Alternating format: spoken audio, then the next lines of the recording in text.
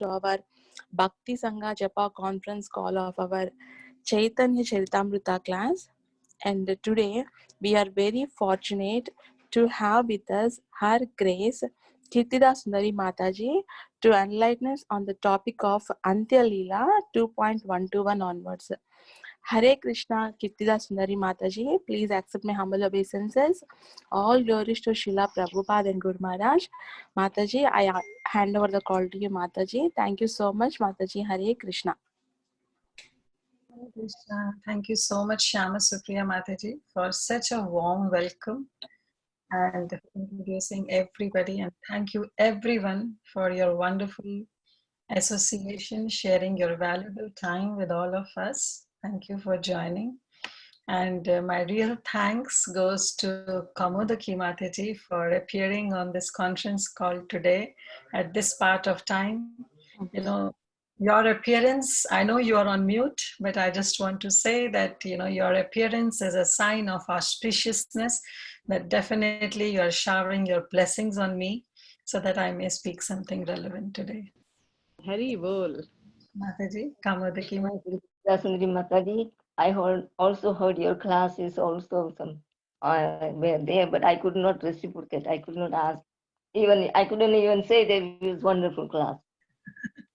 No, Mataji, your presence itself, you know, says everything.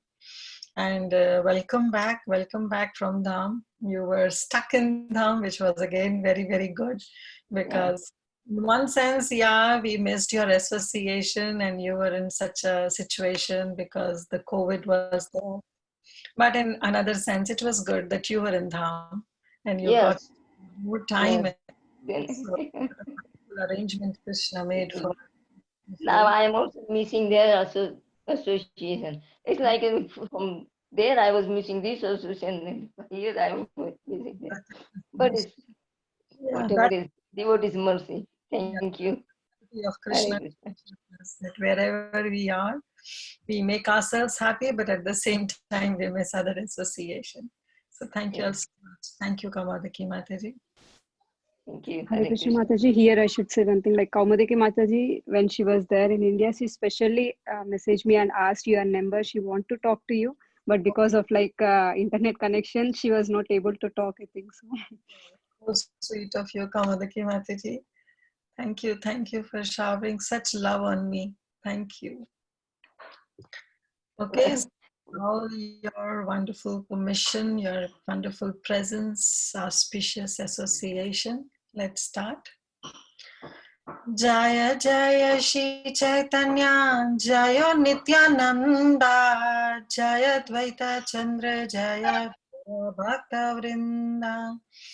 Jaya Jaya Shri Chaitanya, Jaya Nityananda, Jaya Dvaita Chandra, Jaya Gaura Bhakta Vrinda.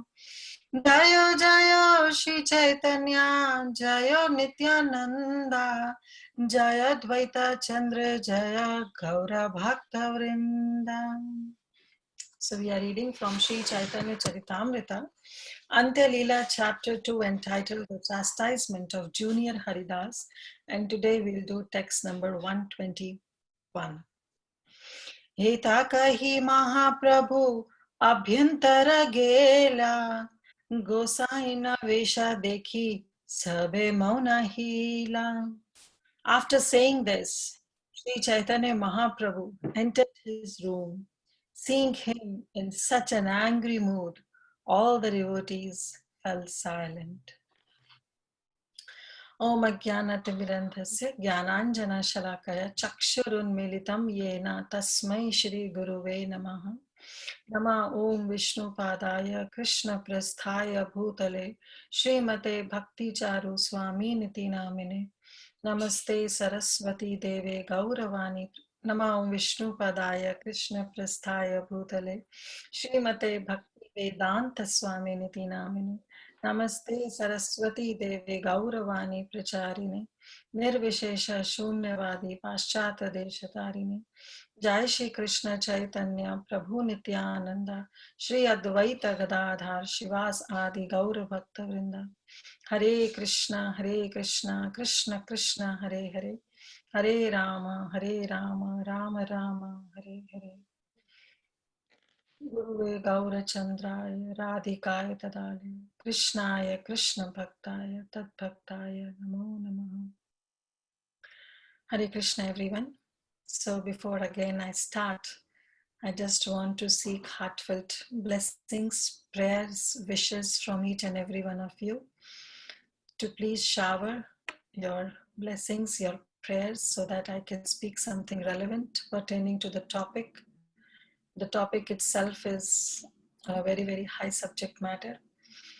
Though today we'll be just going through storyline, but still, I really seek your blessings. And please don't be so miser. Shower immense blessings and prayers. I really beg each and every one of you. Vancha kalpatarubhascha kripa sindhubhayeva cha patitanam pavanebhyo vaishnavebhyo namo namah. Okay, so let's begin on that note. So this chapter entitled The Chastisement of Junior Haridas, and especially this verse, after saying this, Sri Chaitanya Mahaprabhu entered his room. Seeing him in such an angry mood, all the devotees fell silent. So let's see, why Sri Chaitanya Mahaprabhu was angry. And because he is Mahavadannaya, right? He is the most munificent incarnation. But still he got angry. So what was the reason? And why the devotees were approaching him? And why Mahaprabhu was so angry? And then, we'll just go through all this. So just in a quick summary, where last class was yesterday, but this last class I'm talking about when I gave the class last time on this chapter. At that time, we covered, just want to give you the gist and overall what all we did and what we are on now and what we will be doing in next 40-45 minutes. So in the last class, we covered that how Supreme Lord delivers the fallen souls, the three ways that Kaviraj Goswami describes. First is the Sakshat Darshana, that is through his direct appearance, meeting personally to his devotees. Next is by Avesha, that means through empowering his pure devotees, as we saw the pastime of Nakula Brahmachari. And third is through his Avirbhav, that is appearing before someone. An example we saw of Narshinga Deva Brahmachari. After describing all these three ways that how Mahaprabhu delivers the fallen conditioned souls of this material existence, then Krishnadas Kaviraj Goswami describes the pastime of a Bhagavan Acharya. Bhagavan Acharya was very gentleman. He was very learned scholar and a very, very great devotee.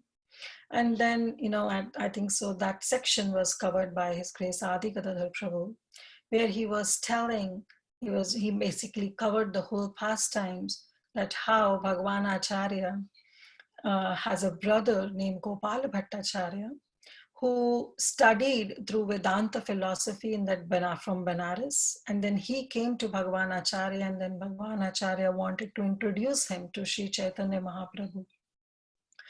But since, he was from a Mayavad background, Chaitanya Mahaprabhu artificially, externally, he showed his, warm greetings, but internally he wasn't happy meeting Gopala Bhattacharya.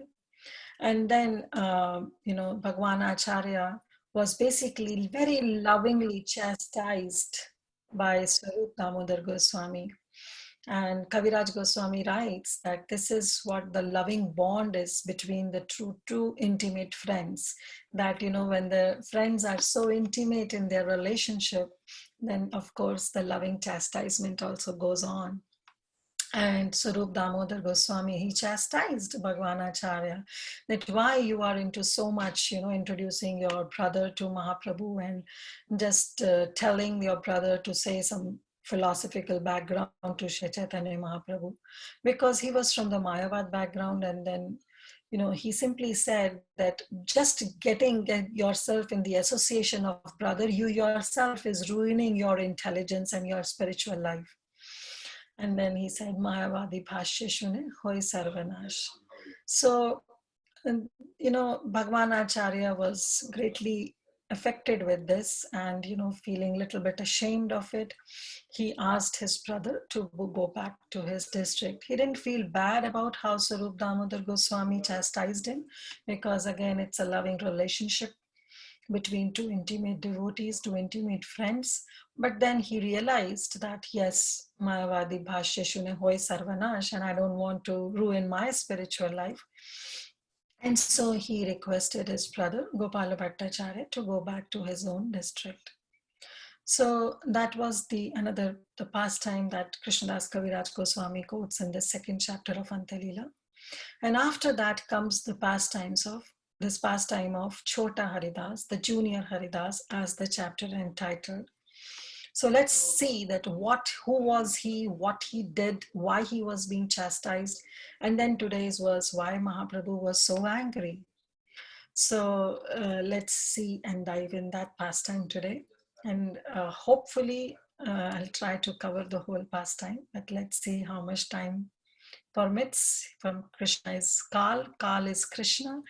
So let's see how much Krishna supports us. Okay. So one day, Bhagwan Acharya, he invited Sri Chaitanya Mahaprabhu to his home.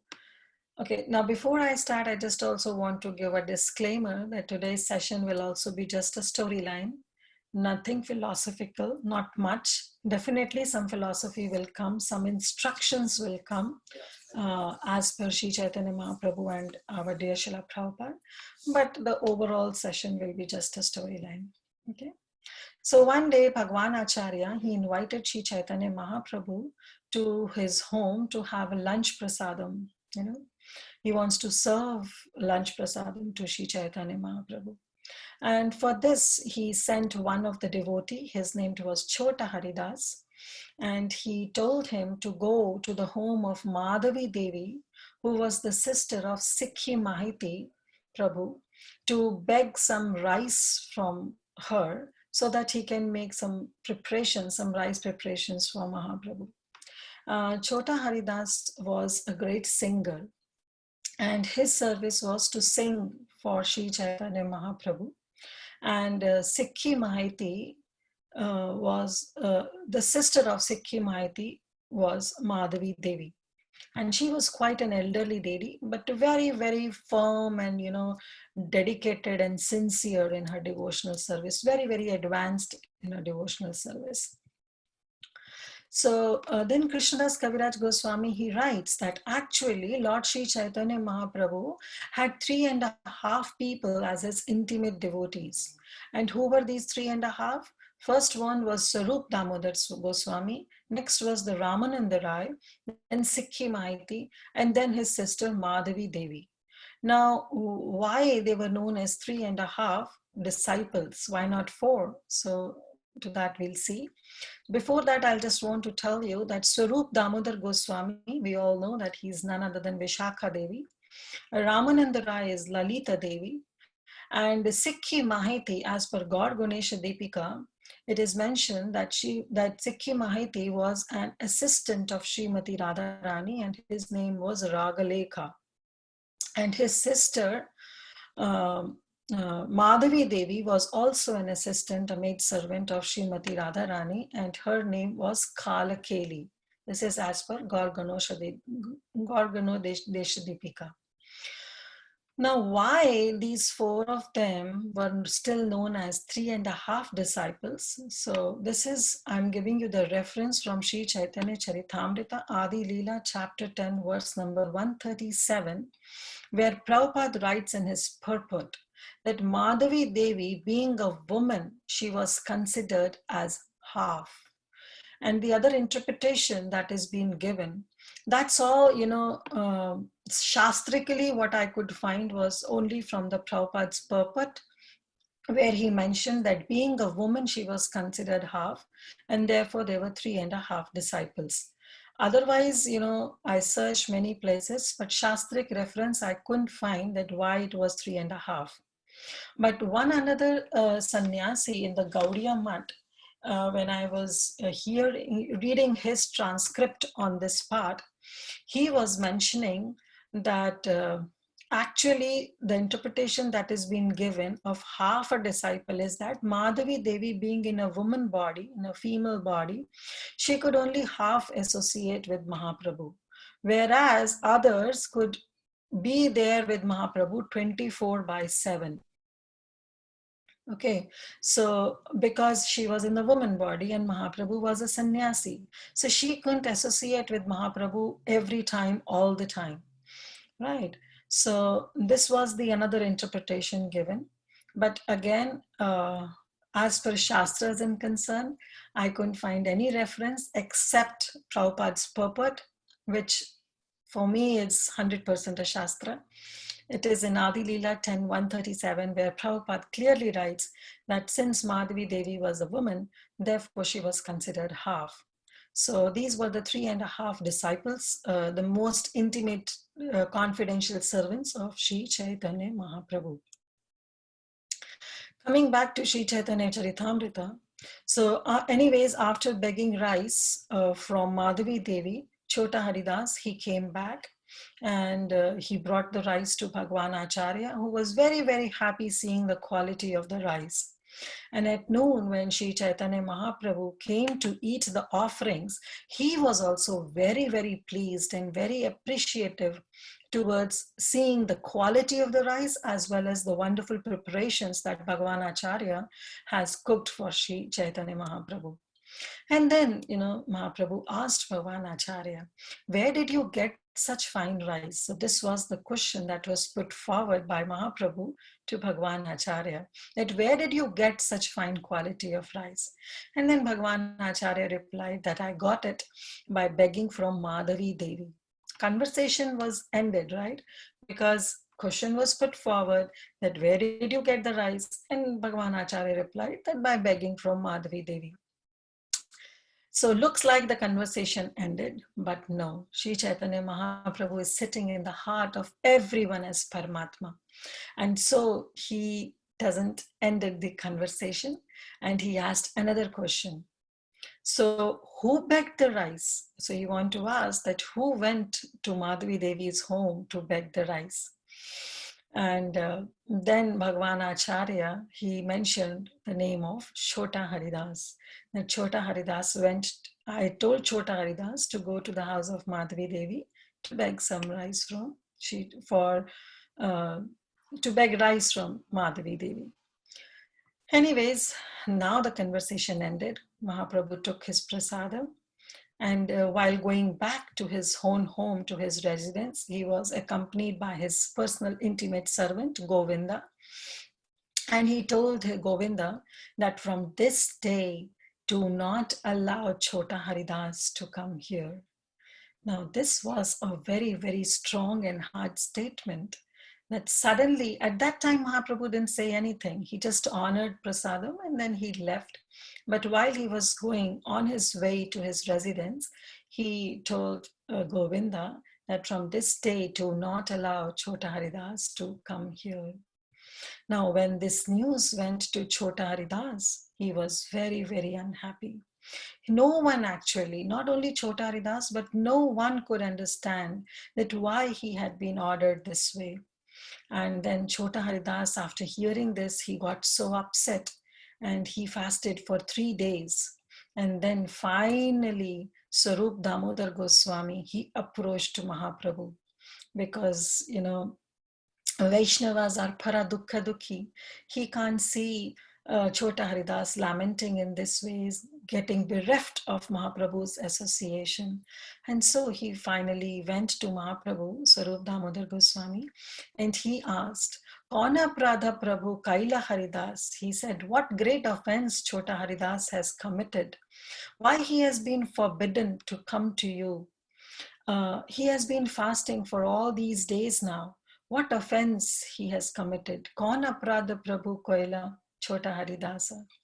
And then Mahaprabhu replied that I cannot tolerate the face of a person who has accepted the renounced order of life, but still talks intimately with a woman.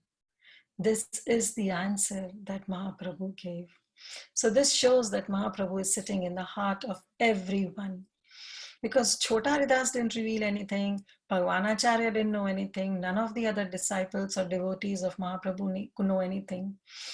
But Mahaprabhu could sense, because he is the Paramatma. Nobody can hide anything, right, from Paramatma. So therefore Mahaprabhu came to know, and he said, I cannot tolerate the face of a person who has accepted the renounced order of life, but still talks intimately with a woman.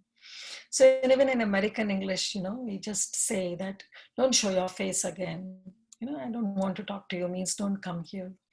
So this is what even Mahaprabhu said, that I don't want to see his face. So this is the biggest punishment that was being given to Chota Haridas. And it is said, Yadi chaha pranaya rakhite gauranga sane, Chota Haridasa katha thake ye na mane.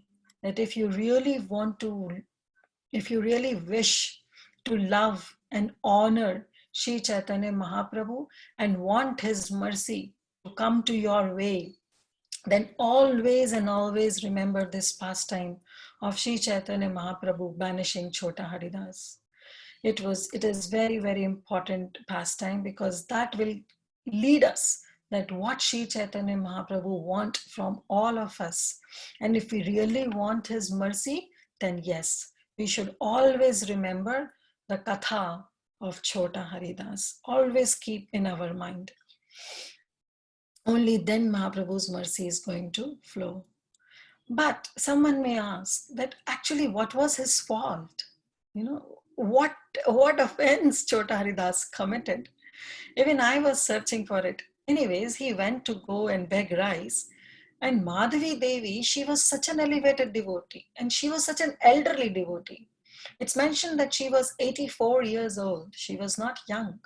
Then if he would have not gone, somebody else would have gone to beg rice from Madhavi Devi. But what fault actually was being committed by Chota Haridas? And then, I came across, but again, no Shastric reference. I can't find anywhere. I searched even from Bhakti Ratnakar also, but I couldn't find anything regarding this. Nowhere it's been mentioned that actually what fault was committed. But just I came across to one of the, Gaudiya history, there where it is being mentioned again by one of the sannyasi of Gaudiya Math, that he mentioned that actually in the ashram of Madhavi Devi, there was a girl who was serving Madhavi Devi. Some say that that girl was a niece, had a relationship with Madhavi Devi, but somewhere it is mentioned that she was just only a girl, young girl, a maid servant who was serving Madhavi Devi. And when Chota Haridas went there, he had an idea in his mind to look toward that, young girl. So even though outwardly he was renunciate, but in his heart, he was keeping some kind of lust, some kind of attachment. And Sri Chaitanya Mahaprabhu knows the heart of everyone. No one can hide their feelings from him. Therefore, understanding everything about Chota Haridas, Mahaprabhu banished him. So this was being given by the sannyasi who was from Gaudiya Math. But trust me, I couldn't find anything. But any one of you, if come across to any of the verse where it is mentioned that actually what happened and why Chota Haridas, whether he got attracted to Madhavi Devi or he got attracted to one of the girl who was serving Madhavi Devi. If somebody comes across, then please do mention. But I personally didn't, find anything even from Bhakti Ratnakar also, that what was the reason. So anyway, this is one of the explanation that was being given. But another explanation is also being given that, that if we go deeper and see that what actually Chaitanya Mahaprabhu, Chota Haridas is actually, he's an eternal associate of Mahaprabhu, right? He was performing this pastime just to set an example to the entire world, so that those who are renounced, who are in the renounced order of life, and of course they are in the line of Mahaprabhu, then they should not have this duplicit nature. This duplicit nature of being renunciate from outward externally and having some kind of even the traces of lust in their hearts. So this is what Chota Haridas was used as an instrument to teach all of us what Mahaprabhu wants. Mahaprabhu doesn't want anyone who is, especially in the renounced order of life, can show this externally. They show that they're very, very renunciate, but internally they have lust in their heart. So Chota Haridas was used as an instrument. This is another thing, that we have to understand. Just like we see the example of Hiranyakashipu, Hiranyaksh, they were Jaya and Vijay, right? But they came just to fight with Krishna, because who can fight with Krishna? Only his intimate devotees can fight with Krishna. Krishna just cannot fight with anyone.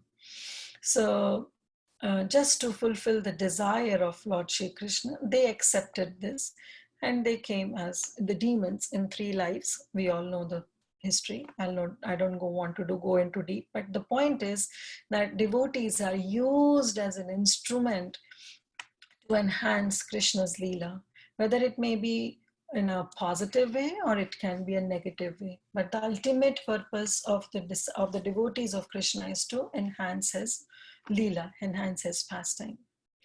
So this is what even Chaitanya Mahaprabhu want to teach us through Chota Haridas, that, especially those who are in the renounced order of life, they should be very clear and very sincere, very saral, very sincere in their heart too. And in this regard, Prabhupada writes in one of the purport of Bhagavad Gita that for a sannyasi, intimate relationship with women for sense gratification is strictly forbidden. And we know who is the ideal sannyasi. The ideal sannyasi is our dear Lord Sri Chaitanya Mahaprabhu himself. And we saw that how he was very strict in regards to women. And although he is considered to be the most liberal incarnation of Godhead, Sri Chaitanya Mahaprabhu is considered the most liberal, most munificent incarnation. He is the one who delivers the conditioned soul. We cannot rely on Krishna 100% because Krishna has that principle. Krishna works on justice. Ye yathamam prapadyante. You do this much, I'll reciprocate this much. But for Mahaprabhu, he doesn't work on justice. He just works on our sincerity, how much sincere we are. He doesn't see, how much we do, but he sees with what mood we do. So that is why he is known as Mahavadannaya, right? He is the most liberal incarnation when it comes to accepting the fallen conditioned souls. But still he also has, he also follows some rules and regulations. And just like Narottam Das Thakur, he says, Patita pavana hetu tava avatara Musama patita prabhu napai beara.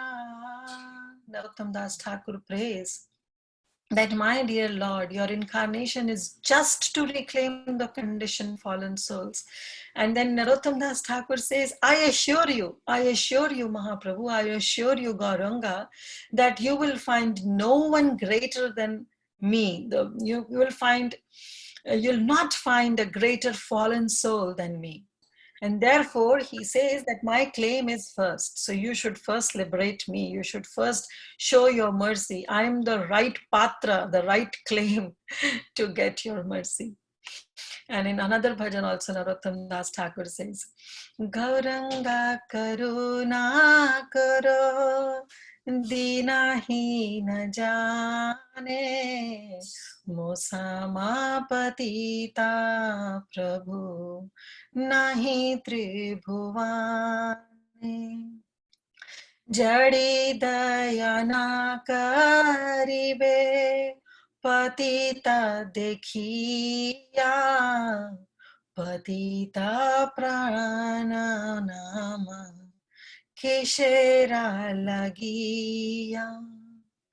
Narottam Das Thakur says, "Oh my Lord Garunga, please show your mercy. Please show your mercy to this lowly fallen soul. There is no one more fallen than myself in all the three worlds."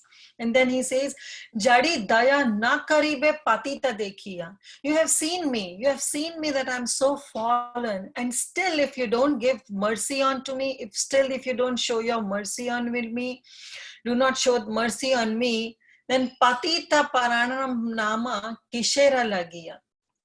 Then then why are you known as Patita Pavana? Because you are not showing mercy on me. Then why your name? Because your name is Patita Pavana. Then somebody asks that who gave you this name, Patita Pavana? If you are seeing me as Patita and still you are not showing your mercy on me, then your name itself is not befitting unto you.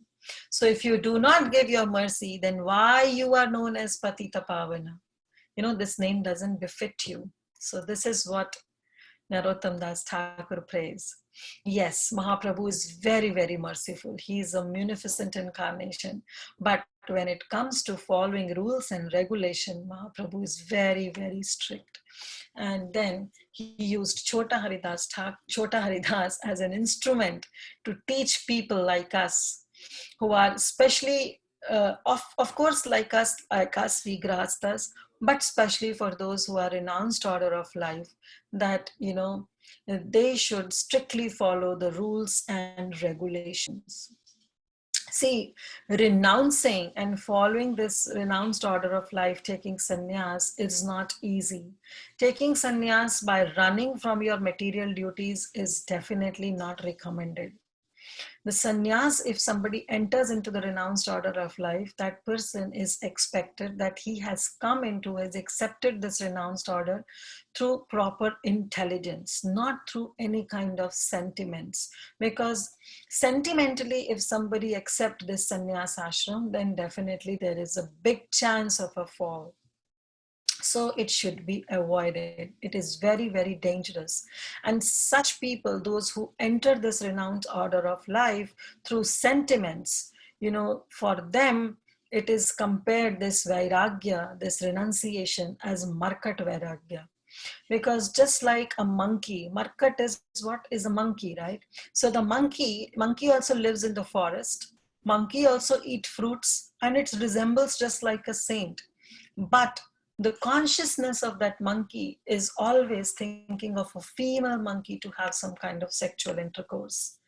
So this is what is markat vairagya, where apparently externally looks like that you are enunciate, but internally the consciousness is towards having sex or indulging in some kind of sex life. And this is what is also known as falgu vairagya. Falgu means false. This is a false renunciation. Such people, such so-called sannyasis, especially in these days in Kali Yuga, especially in India, we say there are so many false renunciants, right? Externally, they'll show that they are very, very renunciant and they are very, very sincere in their sadhana. But internally, we know the history, so many, I'll not name, but so many of the sannyasis, the so-called sannyasis, they are now behind the bars. It's because they are being exposed. So this is what is Falgu Vairagya, the false renunciation.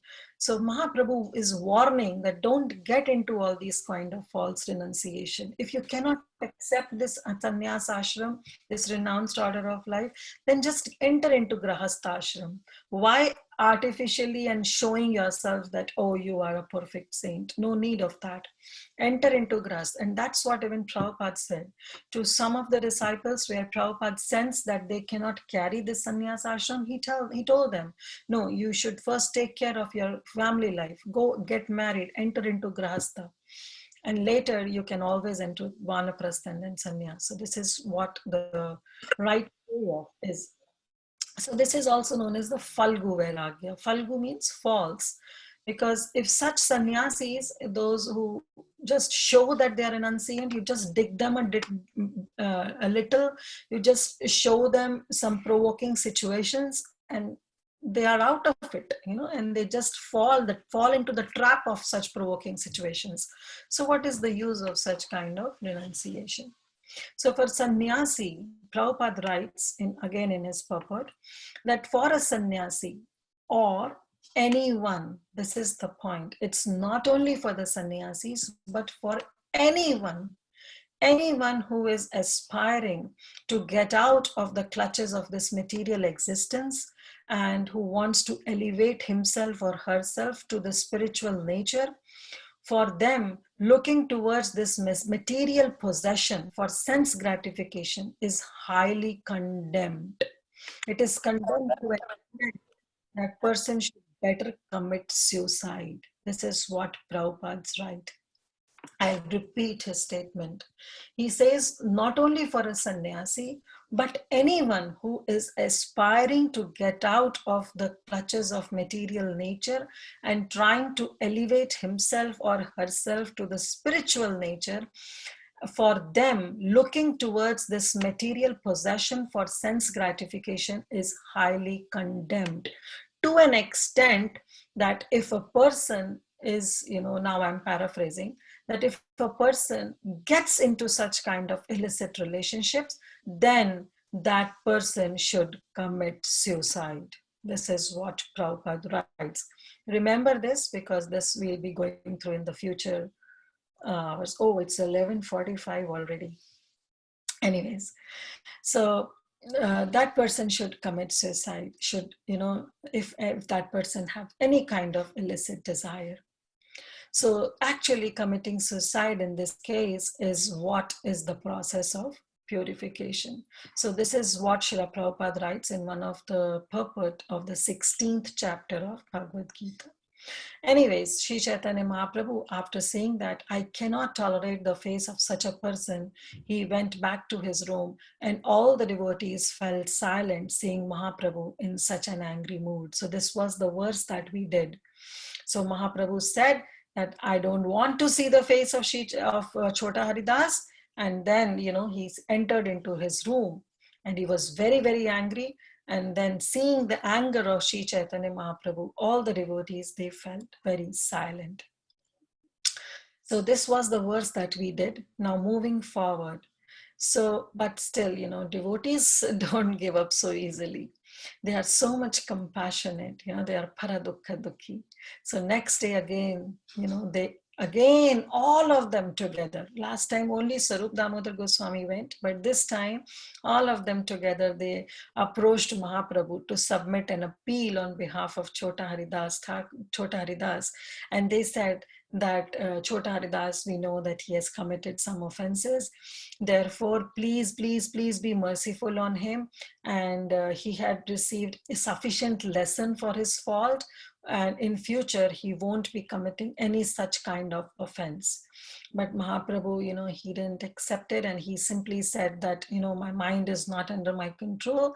And I do not like to see anyone talking so intimately with any other woman, especially those who are in the renounced order. So this way, he warned everyone that if you come again with an appeal, then I will simply go away and you will not be able to see me again.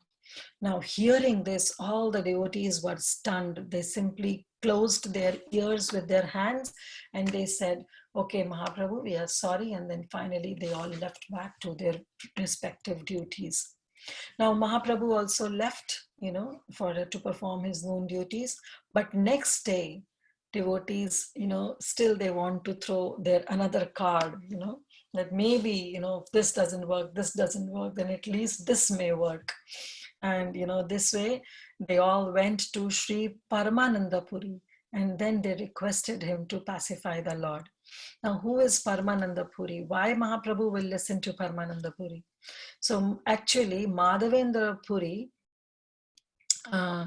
he has some disciples, and Ishvara Puri, Advaita Acharya, Paramananda Puri, Ramachandra Puri, these are the few disciples of Madhavendra Puri. Ramachandra Puri, we know the pastime that how, in the last days of Madhavendra Puri, he was, he just came up onto the Brahman realization, and Madhavendra Puri was not at all happy. And finally, there's a big fall down for Ramachandra Puri.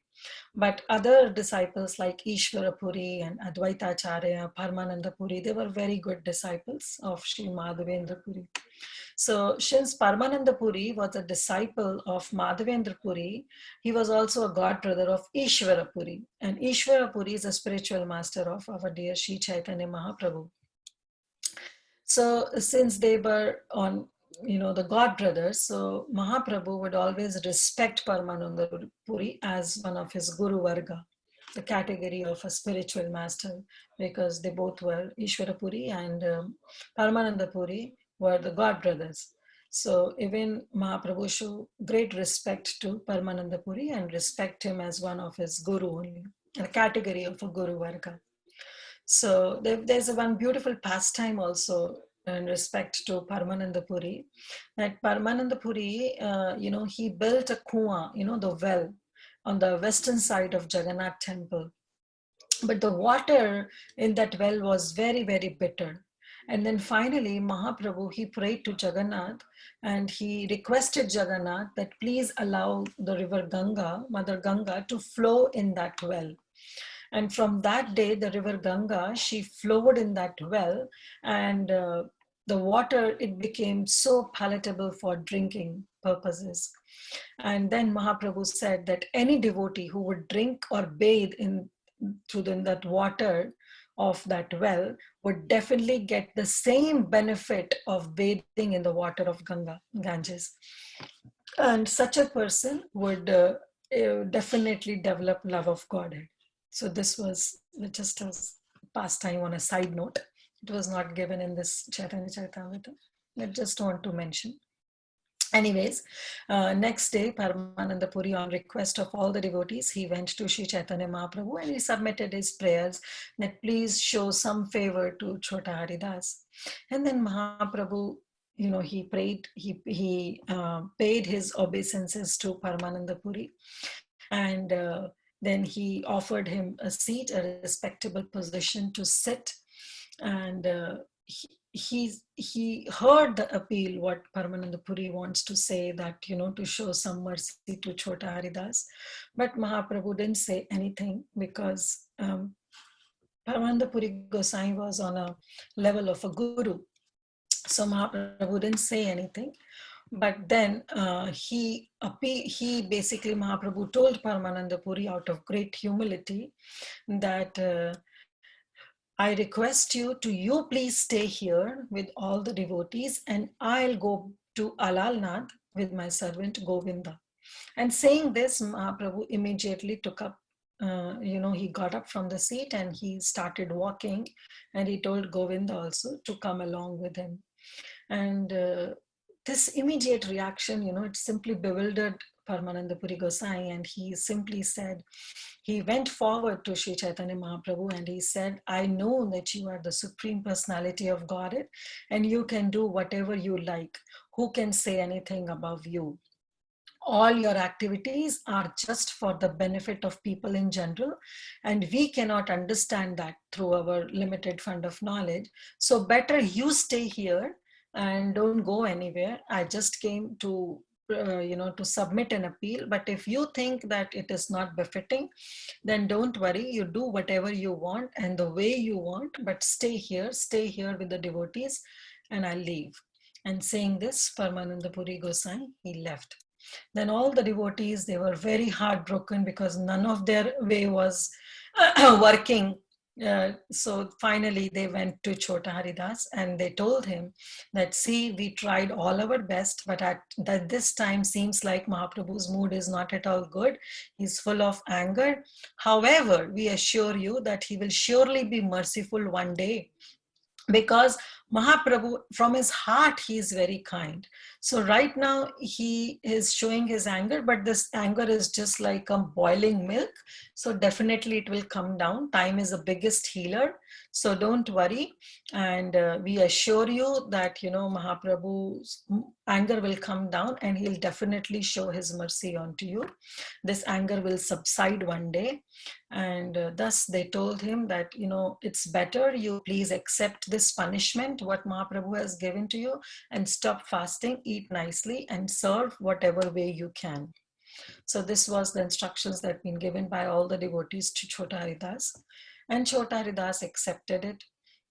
So in future, whenever Lord Mahaprabhu would go to see Jagannath in the temple, Chota Haridas would stay at a long distance, and from long distance, he will just see and watch and have a distant association with Mahaprabhu.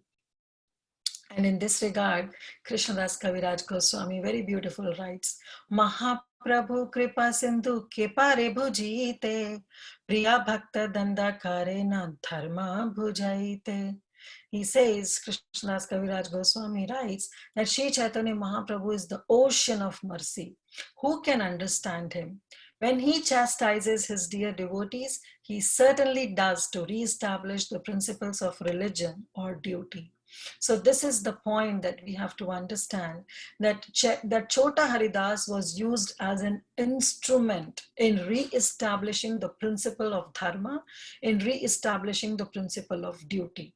And when the chastisement comes from the spiritual master, it should be taken up as a blessing. Any disciple who thinks that my guru chastised me and I'm not going to be surrendered to my spiritual master, that's the worst thing that a disciple can do. Rather, the chastisement of a spiritual master is a blessing in disguise for the disciple, because that helps the disciple to stay focused, to advance more in their spiritual sadhana. So therefore, chastisement from a spiritual master, from the spiritual mentor, it is very, very important, because the blessings come from that chastisement. So this is what even Krishnadas Kaviraj Goswami says, that who can understand the activities of Sri Chaitanya Mahaprabhu? He is the ocean of mercy, right? And when he chastises his devotees, it is just to re-establish the principles of religion, and of course for the benefit of the disciple. So in this regard also, Prabhupada writes that the chastisement that was given to Junior Haridas or Chota Haridas was an example for the future Sahajiyas to who might, they adopt this dress of renunciant, but from inside, if they secretly have some illicit connections with women, then they should be warned. They should be warned because of this, because having intimate relationship with women is certainly a category of being hypocrite. So one should not be hypocrite. One should be very sincere, very simple at heart. Whatever is there inside should be there outside. Like just it is said in English, there is a saying, right? That the face is the index of the mind. So that should be actually, that's what a sincere person is. Whatever you are from inside, you are from outside. But internally, if you feel some grudges against anybody, and externally you show your smiling face, no lullaby, and go on and on, that doesn't work. That doesn't work. That kind of duplicit nature, that kind of hypocrite nature should always be avoided, not only for the renunciant, but for everyone who wants to advance in the spiritual life. So if you really want that internally your heart should be pure, internally you should not hold any grudges against anybody, then yes, we have to work on it. But it's not that internally having grudges and externally showing smiling faces, that won't work, because whom are we trying to fool? Are we trying to fool ourselves, or we are trying to fool Paramatma, who is sitting inside our heart, who knows in and out of us? So whom are we trying to fool? Definitely we are trying to fool our own self. We cannot fool the Supreme Lord, and consequences are always there. Because if Sri Chaitanya Mahaprabhu have not, this is what Prabhupada writes, that if he would have not chastised Junior Haridas for his work, then definitely all the other renunciant will get this kind of so-called, some leniency, that they would be exploited. So they will also try to get some kind of illicit connections with women unrestrictedly. So to avoid them and to bring everyone on a very, very strict platform, this whole pastime was enacted, and Chota Haridas was used as an instrument in this pastime.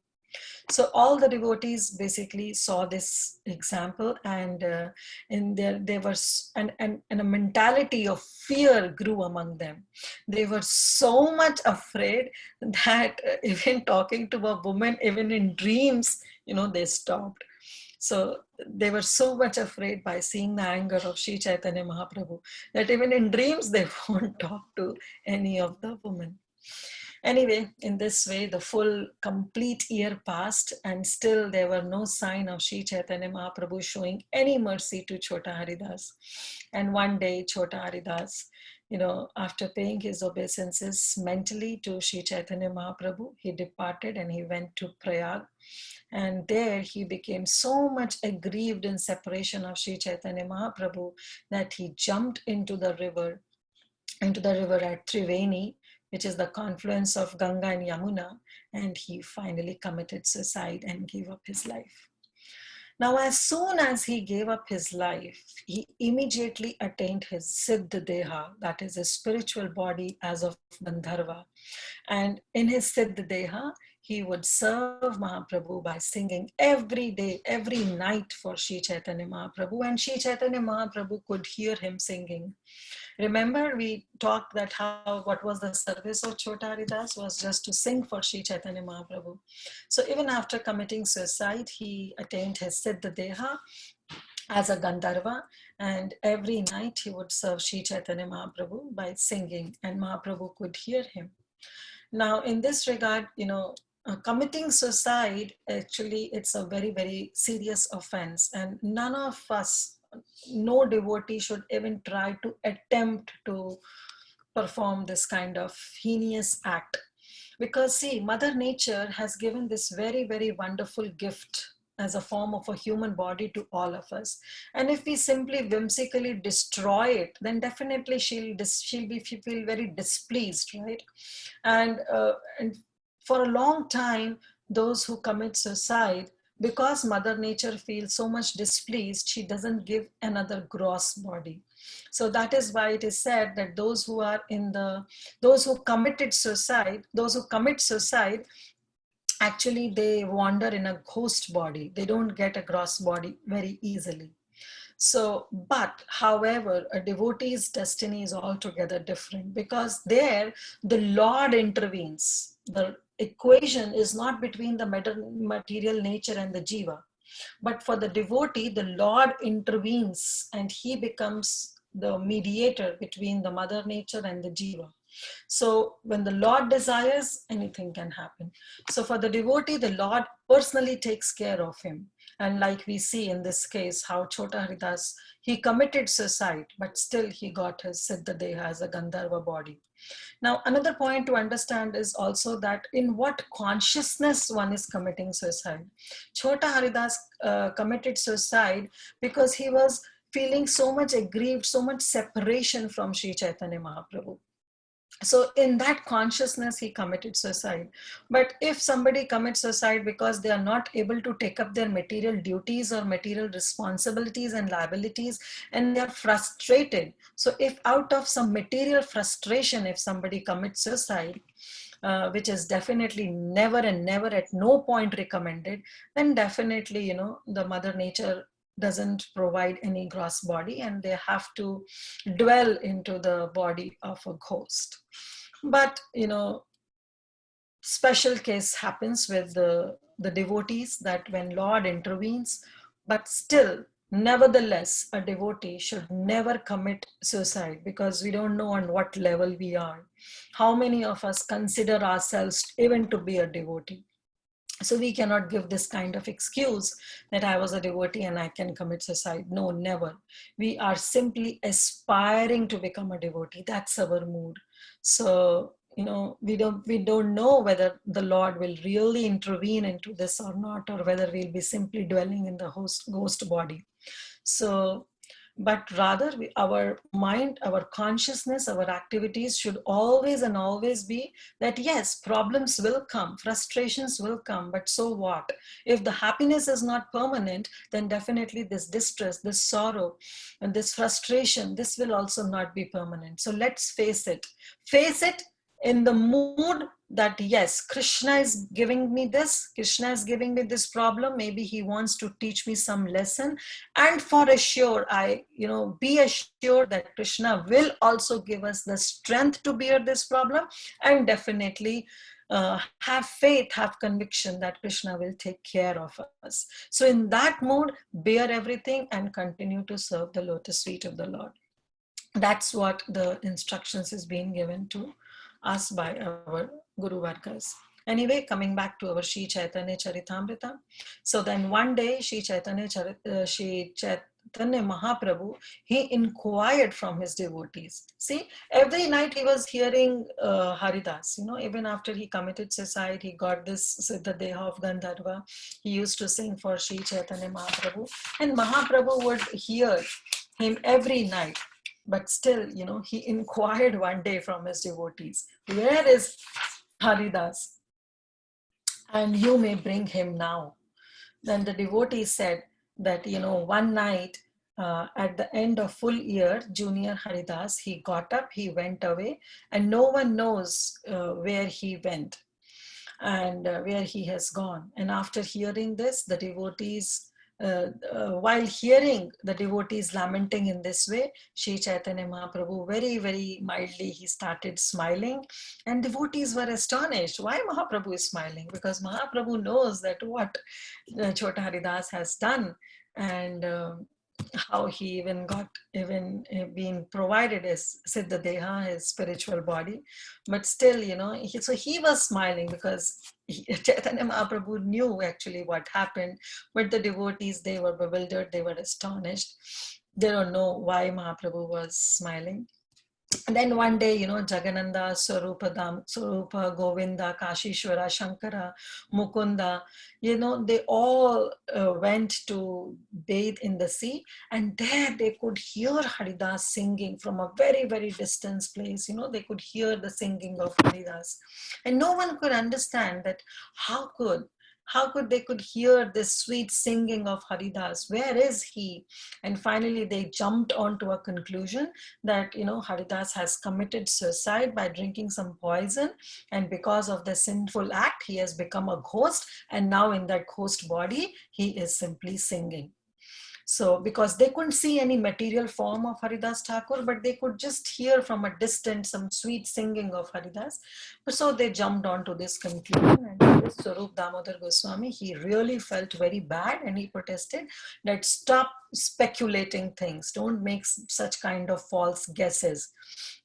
After all, Chota Haridas, he chanted Hare Krishna Mahamantra through his entire life, and he served Sri Chaitanya Mahaprabhu. And moreover, he's so much dear to Sri Chaitanya Mahaprabhu. And even if he died in a holy place. So how could he can get a ghost body? Stop speculating and don't make such kind of false guesses.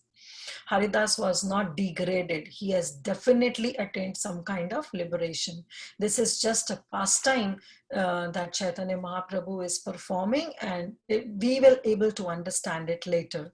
That's what Swarup Damodar Goswami said. So then, after some days, one of the devotee, he came from Navadvip.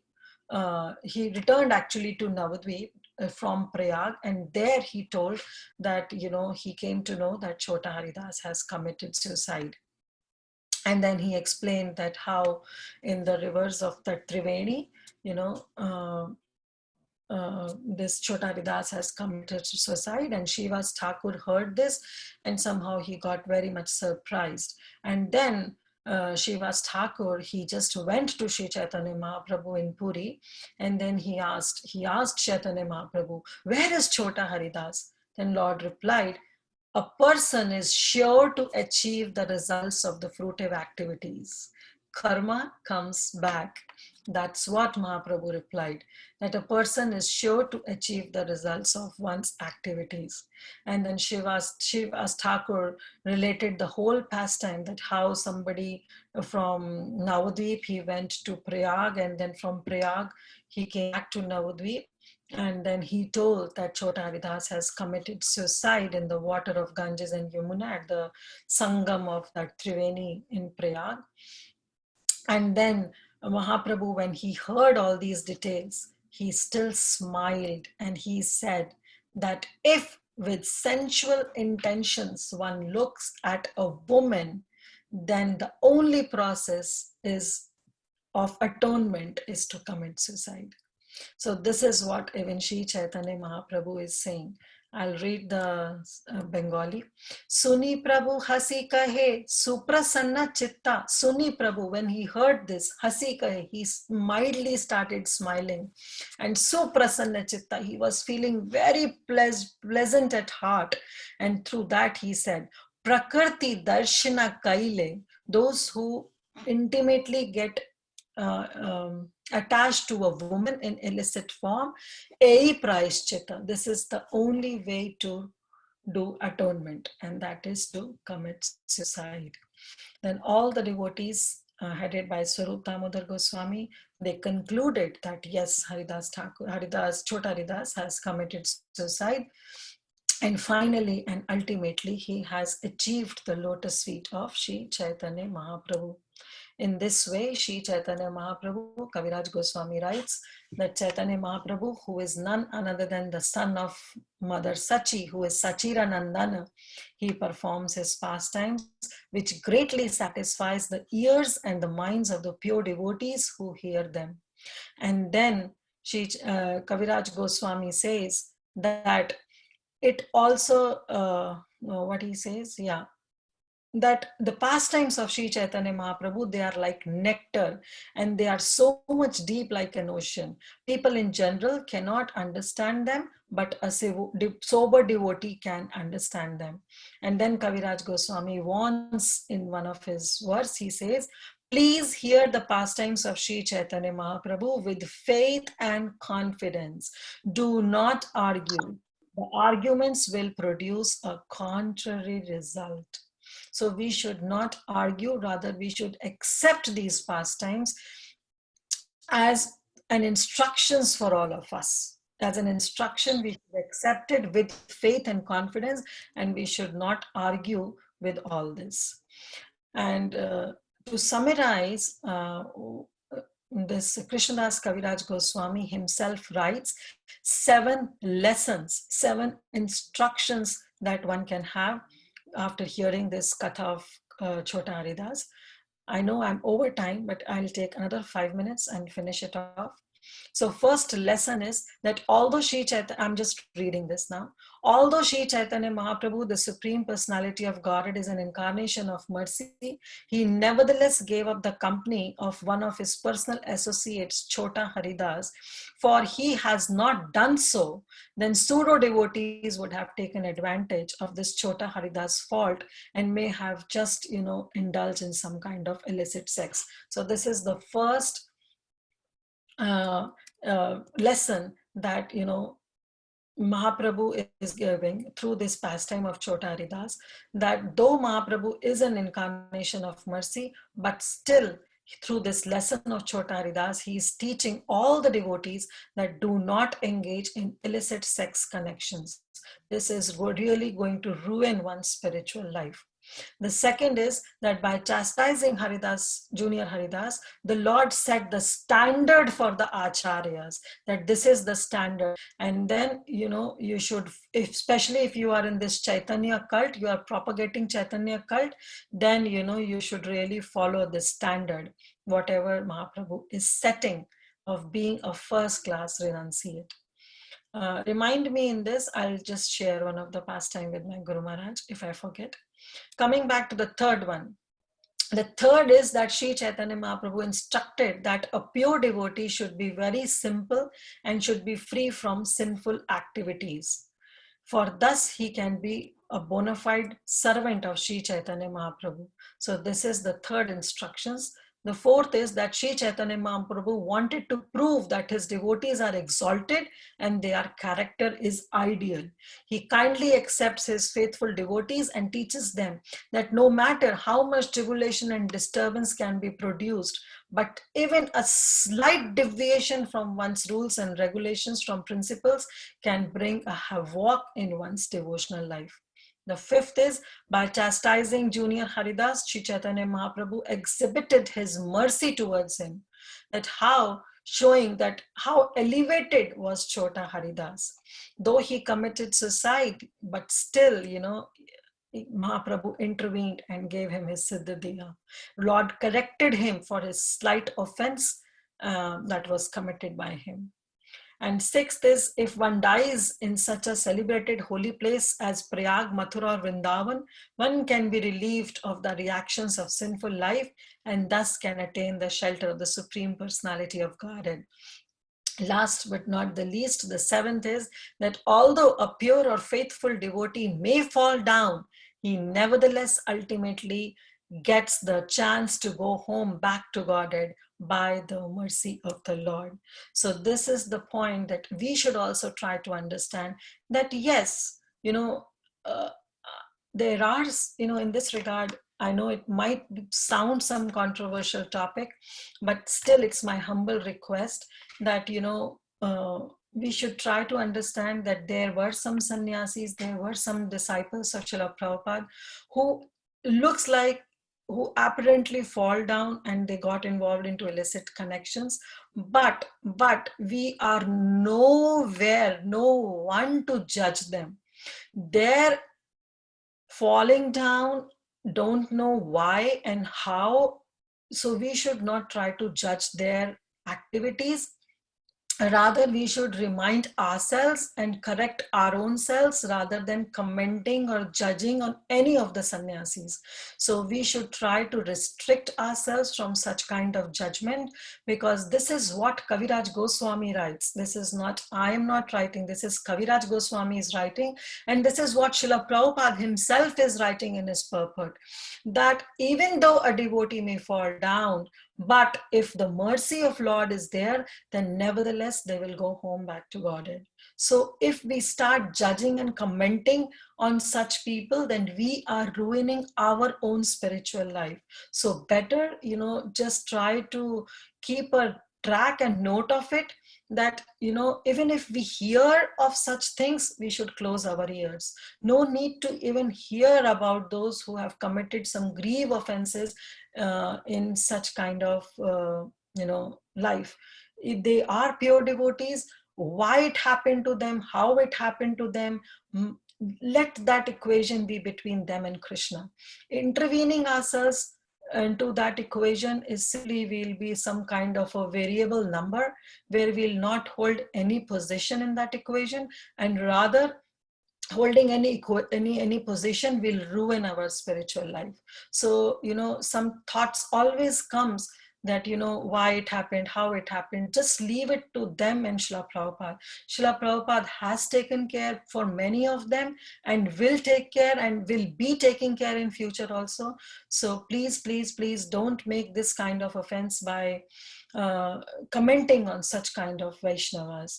Like we all know, we always recite every day that it's a biggest offense. It's a mad elephant offense if we criticize a Vaishnava. Because those days when Prabhupada was all alone, there were few sannyasis, there were few Westerners who helped Srila Prabhupada at that time when nobody was there with Prabhupada. And they accepted, even though it was for a short time, but at least they accepted Srila Prabhupada's teachings. At least they followed this ISKCON culture. They grew in their spiritual life. Later, what happened, we are no one to judge, we are no one to say anything. But just remember the good. When no one was there with Srila Prabhupada, when Prabhupada was all by himself, at the age of 17, nobody was taking care of him. He was all by himself.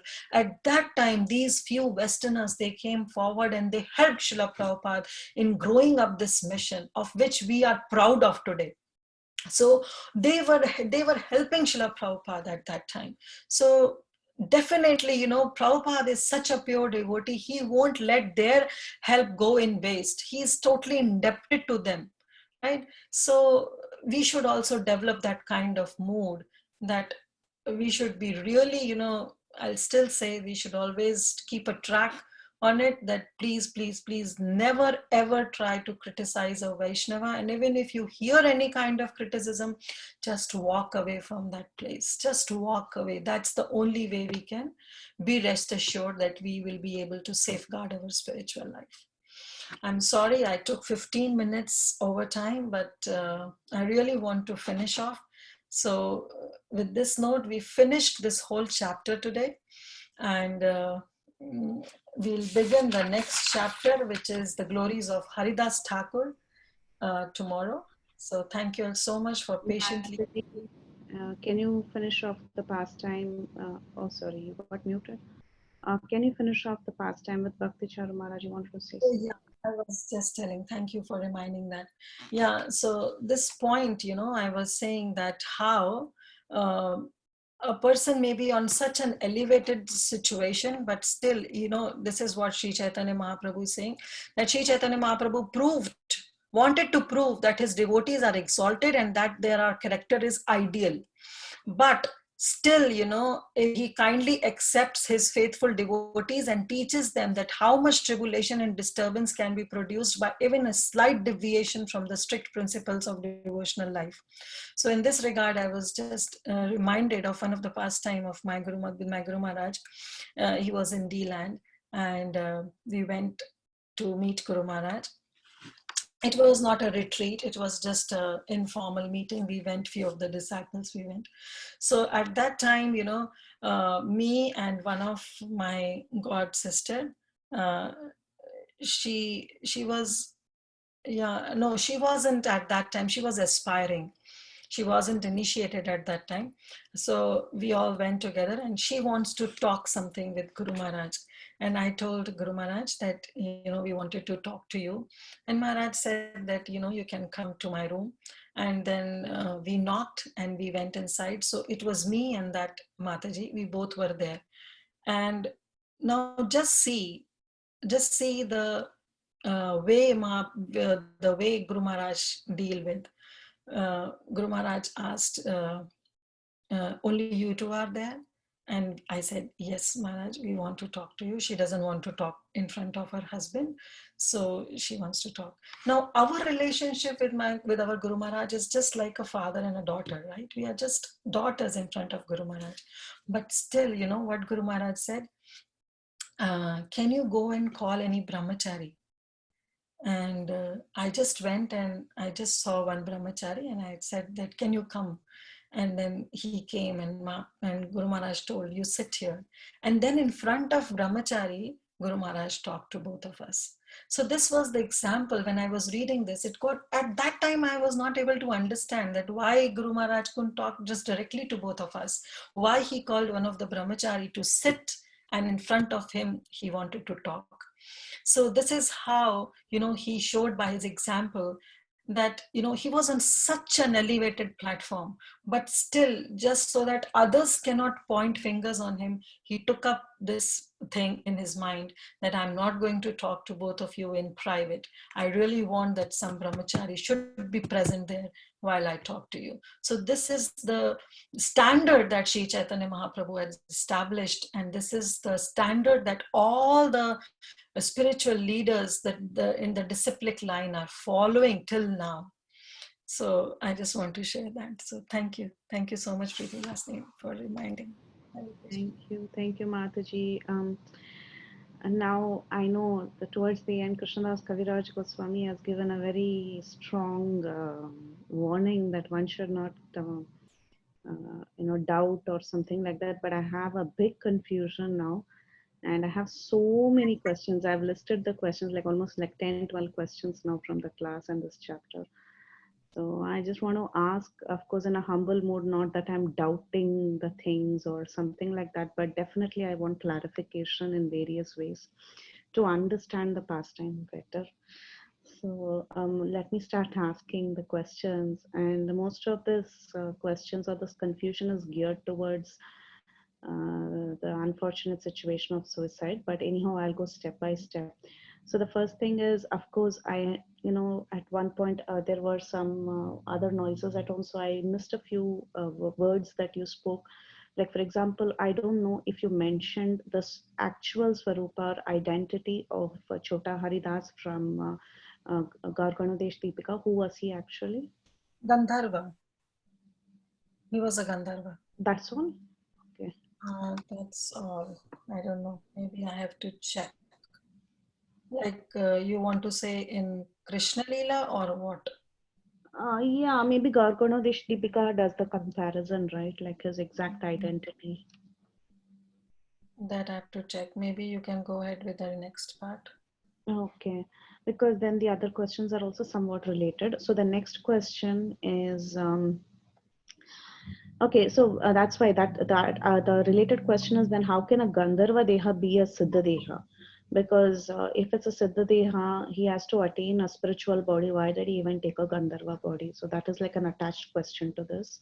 Whether it is being mentioned about Because we also see that he's an eternal associate, and this is being repeated again and again that he's an eternal associate. So what sort of eternal associate was he? I mean, that is the question. so you are, I think so, categorizing Gandharvas, those who live in that Gandharva Loka. Mm-hmm. So I don't think so. That is the point. It's not that Vrindavan, the Goloka Vrindavan, is bereft of Gandharvas. Mm-hmm. That point we have to keep in mind. This is Mm-hmm. not talking about those Gandharvas who are staying in that Gandharva Loka, who is on the material plane. Mm-hmm. Mm-hmm.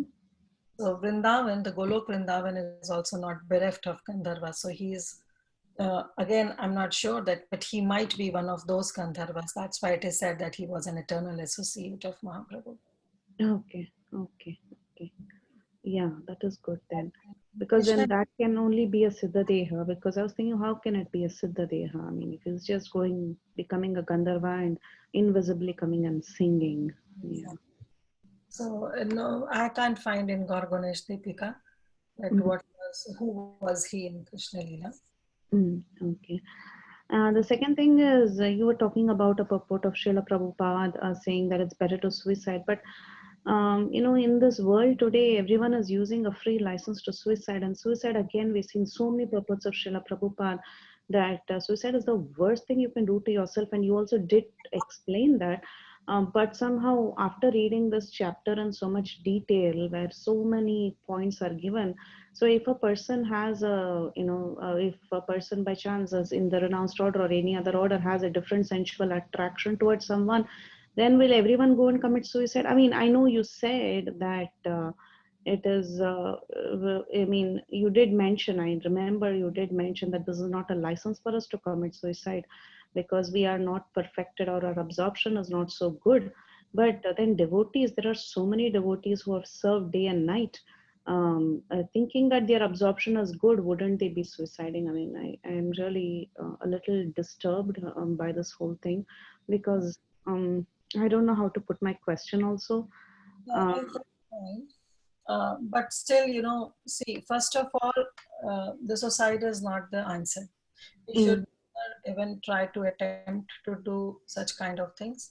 And no matter on whichever platform we are, no day in and out we are serving, but still suicide is not the answer for any kind of problem. So that should definitely not be committed. Now, why Mahaprabhu said that, the best thing is to commit suicide? Actually, even Prabhupada mentions that there are three ways. If somebody is chastising a Vaishnava, and you are present there, and or you yourself have committed some kind of sinful activities, especially in the case of hearing some if somebody is simply saying ill faming about a Vaishnava, if somebody is blaspheming a Vaishnava, Prabhupada writes in his purport that either you should walk away, that's the first thing. Second, you can counteract. Third thing is you can commit suicide. So it is mentioned in the scripture, but these days, as you said yourself, that committing suicide, people just take an advantage of it. Just left, right, center, you just cannot commit suicide. That's not the ideal way to leave. So better is to leave that place. You cannot counteract, leave that place. Similarly, if you have committed some kind of grievous offenses, then as Mahaprabhu said that, he did right, he committed suicide, that's the only way he could have done the atonement, and that's what Chota Haridas did. But at the same time, we have to understand that this is not the right mood. If we have ever committed any kind of grievous offenses, we are not on a very pure platform, right? So the best thing is to chant and do certain kind of austerities and keep on praying to Sri Chaitanya Mahaprabhu. Keep on praying to Nityananda Prabhu. Because through chanting, like it is said that through chanting, we can remove any kind of sin we have performed in our past life. There is a verse also in Srimad Bhagavatam that describes that the results of chanting is such that it can mitigate all kind of sinful reactions, even for those which have not been, you cannot even think of committing such kind of sinful actions that a chanting of Mahamantra can remove. So we should try to follow this. Again, as Kaviraj Goswami said, that we should not doubt about this pastime. Now, why Chota Haridas committed suicide and still he got his spiritual body, still he was not in the ghost body? Let that equation be between Lord Mahaprabhu and Chota Haridas, because Krishna himself intervenes in the life of the devotees. But for us, we should try to understand that suicide is definitely not to any of the problem, to any of the distress or any kind of any situations. Suicide is never, never, never a solution. Okay, thanks, Mataji. Your answer kind of made it better. Definitely, thank you so much. My thing is when you read the Bhagavatam about Brahma giving up his body after every time, meaning he gave up his mentality, they described, right? So after every time, even he created something negative, even after he ran behind Vak, whatever it may be. So he gives up that mentality and he takes up. That's how Bhagavatam describes suicide, right? So my question is, then shouldn't people understand that? I'm not talking about Chota Haridas here, because I understand he was definitely in the personal association of Lord Chaitanya and he could do something and still he could be benefited in various ways. I'm just talking about common people today. Then shouldn't they just give up that mentality and just chant? That was actually the hidden question that not hidden, sorry, what did I say? Sorry, the intended question that I wanted to ask, and thanks for that answer. Give up that mentality. Give up that mentality. Better than to commit suicide. Yes, you're right. Yeah. And the other thing is, this was also a little more confusing to me, because devotees, we also see that in the case of yesterday also we were hearing about the pastime of Kala Krishna Das, who had was it Kala? Okay, Yes. Kala Krishna Das, who had accompanied Lord Chaitanya, and later he ran behind the Bhattadris, and then later, of course, Chaitanya said, I don't want to do anything with him. But the devotees were so merciful. They engaged him in the service of Sachi Devi, and so much benefit, so much benefit. And then we also get the lesson that even if the Lord rejects a person, the devotee should go and encourage that person, right? So then here also we see that, of course, the devotees were trying so hard to encourage him, but I don't know, it just turned out futile. But why? I don't know. Yeah. So thank you for bringing up that point, Mataji. I really want to draw parallel with the Chota Haridas pastime and Kala Krishna Das. So Kala Krishna Das was actually, he was a disciple of Nityananda Prabhu. Okay. And Nityananda Prabhu only requested Mahaprabhu because Mahaprabhu was going on to the South India tour and he doesn't want to take any of his disciples. And then Nityananda Prabhu told that please take Kala Krishna Das, at least he will help you in carrying your water pot and your sannyasa. Yeah. So you should taking care of your clothes and all, so you should take Kala Krishna Das. And Kala Krishna Das was the disciple of Nityananda Prabhu, and so Mahaprabhu, because being requested by Nityananda Prabhu, he accepted it. And later when Mahaprabhu went for the South India tour, he saw that Kala Krishna Das is being attracted to that ladies, and practically he was out. Kala Krishna Das was totally involved in those ladies, and he forgot Mahaprabhu. And it is said that Mahaprabhu literally grabbed Kala Krishna Das out from the clutches of those women, and he brought him back to Nityananda Prabhu, and he told that from now onwards, I don't want to see him, and here is Kala Krishna Das, and now you take care of him. So the answer that is being given, that this was Kala Krishna Das was literally into that illicit sex, okay, into that illicit relationship. But still Mahaprabhu brought him back by holding him. But here Chota Haridas, who was the direct disciple of Mahaprabhu, but still, and he didn't, externally he didn't do any kind of illicit, he didn't have any kind of illicit relationships, but still Mahaprabhu didn't forgive him. So the answer that has been given is that Chota Haridas Thakur was the direct disciple of Chaitanya Mahaprabhu, whereas Kala Krishna Das was a disciple of Nityananda Prabhu. So here the example is being said that Krishna cannot do anything if the Guru is merciful. If Guru is merciful, then Krishna leaves it up to the spiritual master, even though the disciple is the third class disciple or the most fallen disciple. But if the Guru is merciful onto that disciple, then Chaitanya Mahaprabhu said, then through his example, he said that Krishna doesn't intervene because he leave it everything onto the spiritual master. So therefore, Chaitanya Mahaprabhu, he brought Kala Krishna Das and he just threw it in front of Nityananda Prabhu that here is your disgusted disciple, and this is what all he did, and I don't want to see his face again, and you just take care of him. But Nityananda Prabhu, being the magnanimous of the Lord, what he did, that he chastised Kala Krishna Das, but then because Kala Krishna Das was feeling so much, he was heartbroken and he repented a lot of his actions. And so Nityananda Prabhu said, okay, still, though Mahaprabhu doesn't want to see you, but still I'll engage you in some service, because I really want you, that this is the mood of a guru, right? The guru, even though the disciple performs such heinous activities, still Guru says, okay, I really want you to bring you back so that you don't drift away from Krishna consciousness. So the Guru becomes lenient and try to engage the same disciple, that disgusted disciple, into some kind of service, that some spiritual growth can happen. And therefore Nityananda Prabhu engaged Kala Krishna Das. When Mahaprabhu came back to Puri, there was the news that was supposed to send to all the Navadvip Vasis that Mahaprabhu is back in Puri from his South India tour, so that disciples from Bengal can come and see Mahaprabhu. So Kala Krishna Das was used as a messenger, that he went and he served Mahaprabhu by passing on this message to Mother Sachi Devi, to Advaita Acharya and all the other Bengali devotees, to pass on this message that Mahaprabhu is back in Puri.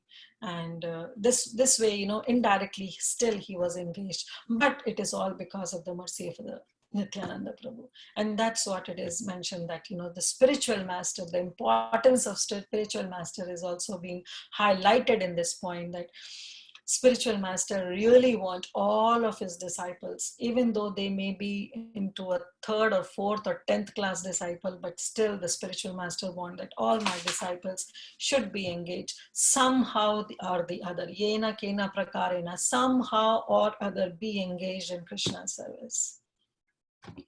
So that's the point. That was beautiful and very, very clear.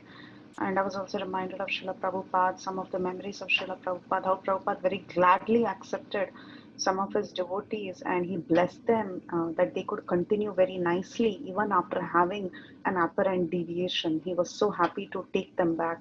So that is definitely the mercy of a spiritual master. I mean, very nicely said, Mataji. It makes a lot of sense.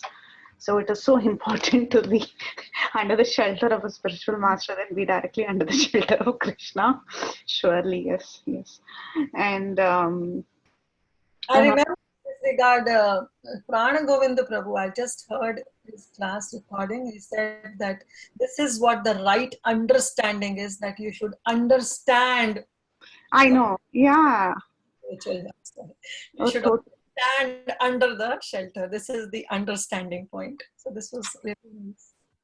yeah, yeah. And the next question, sorry, I'm just taking up all the time for questions, but I really want to get it done. I will surely leave you in a minute and then the others can take over. Um, oh yeah, what did I write down? Um, yeah, so you were saying, oh yeah, Chaitanya Mahaprabhu said, oh, it is a karma, and I mean, meaning like whatever the karma is that one has to undergo. So then, what was that hidden message that he said? If he was not a ghost, okay, because then Saripamato chastised people and said he's not a ghost, he's attained a Siddha Deha. Then what do we mean by karma there? What did Chaitanya Mahaprabhu intend to mean when he said karma?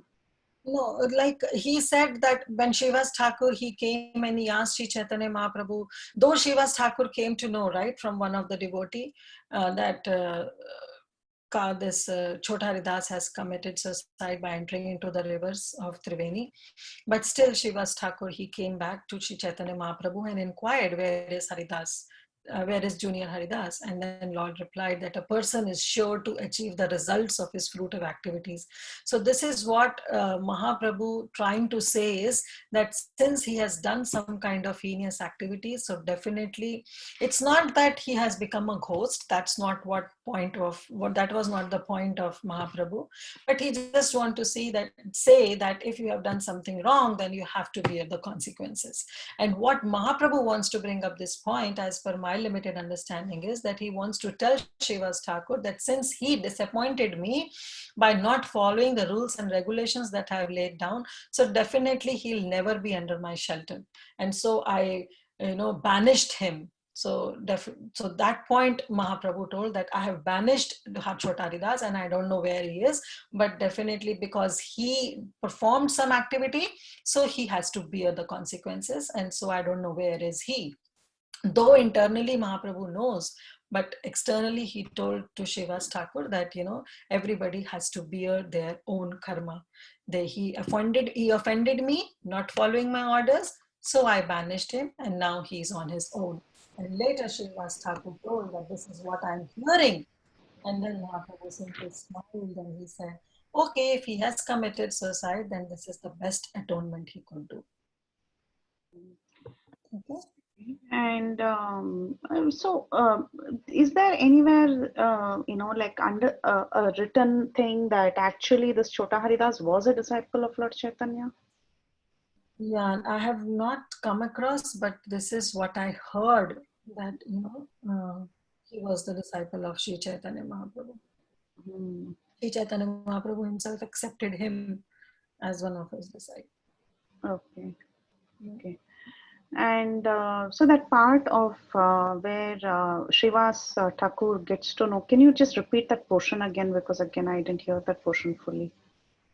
So what happened is, when all these people were making all kind of these guesses that, he has committed suicide and he has become a ghost, at that time Sarup Damodar Goswami, he chastised all the other devotees that don't make these all kind of false guesses. He has been chanting, he was serving Mahaprabhu, so definitely he won't become a ghost. That won't be his destination. So later, what happened was that one of the devotee, from Navadvip, he went to Prayag. And when he went to Prayag, he came to know that how Chota Haridas has committed suicide. So that devotee, he came back to Navadvip and he told the whole story to Shivas Thakur, that Chota Haridas was this way, he offended and he was banished, and then he went to Prayag and he finally drowned himself and he committed suicide. So this was the information that was given by one of the devotee to Shivas Thakur. And then later Shivas Thakur was so much bewildered and so much astonished that how come, what exactly he had done, and how come Lord has banished him, and then on top of that he committed suicide. So he was quite bewildered. So people, like we read in the first chapter also, that people used to come from Bengal to Puri to meet Mahaprabhu. So at that time, at the end of the year, Shivas Thakur also came from Puri, from Navadvip to Puri to Mahaprabhu. And late when he came to Mahaprabhu, at that time Shivas Thakur asked this question from Sri Chaitanya Mahaprabhu, that where is your disciple, that junior Haridas? And then Lord replied that, he has achieved the results of all his activities he did. But then Shivas Thakur told that this is what I heard, that, Haridas, Chota Haridas has committed suicide in the Triveni river. And then Mahaprabhu was very happy hearing this, though Mahaprabhu internally knew what had happened. But since there was no literal, any kind of confirmation externally given, so Shivas Thakur was the one who gave this externally, who gave this confirmation to Sri Chaitanya Mahaprabhu that this is what I heard, that he has entered into that water of Ganges and Yamuna. And then hearing this, Mahaprabhu felt really very happy. And he said, oh, okay, he became really very happy. And he said that, yes, if somebody does or get involved into some kind of illicit relationships, then this is the only process of attainment, to commit suicide. So this is what the whole thing meant. So Mahaprabhu came to know from Shivas Thakur. And the Navadvip Vasi was the first one to go and give the news that he was dead. He was the first one who got to know about the suicide case. Yeah. Because he went to Prayag and he came to know that what all happened with Haridas. Oh, okay. Okay, one final application question and I'll stop with that. Mataji, so now you said about the Guru and you said about Krishna, how the Guru is more merciful. Now, what if the Guru itself rejects us? Exactly. If the Guru rejects, then there is no hope for the disciple. Then definitely Krishna won't accept it. That's the underline one-line answer. That if Guru rejects, period, there is no hope of it. So there is no hope for devotional service also?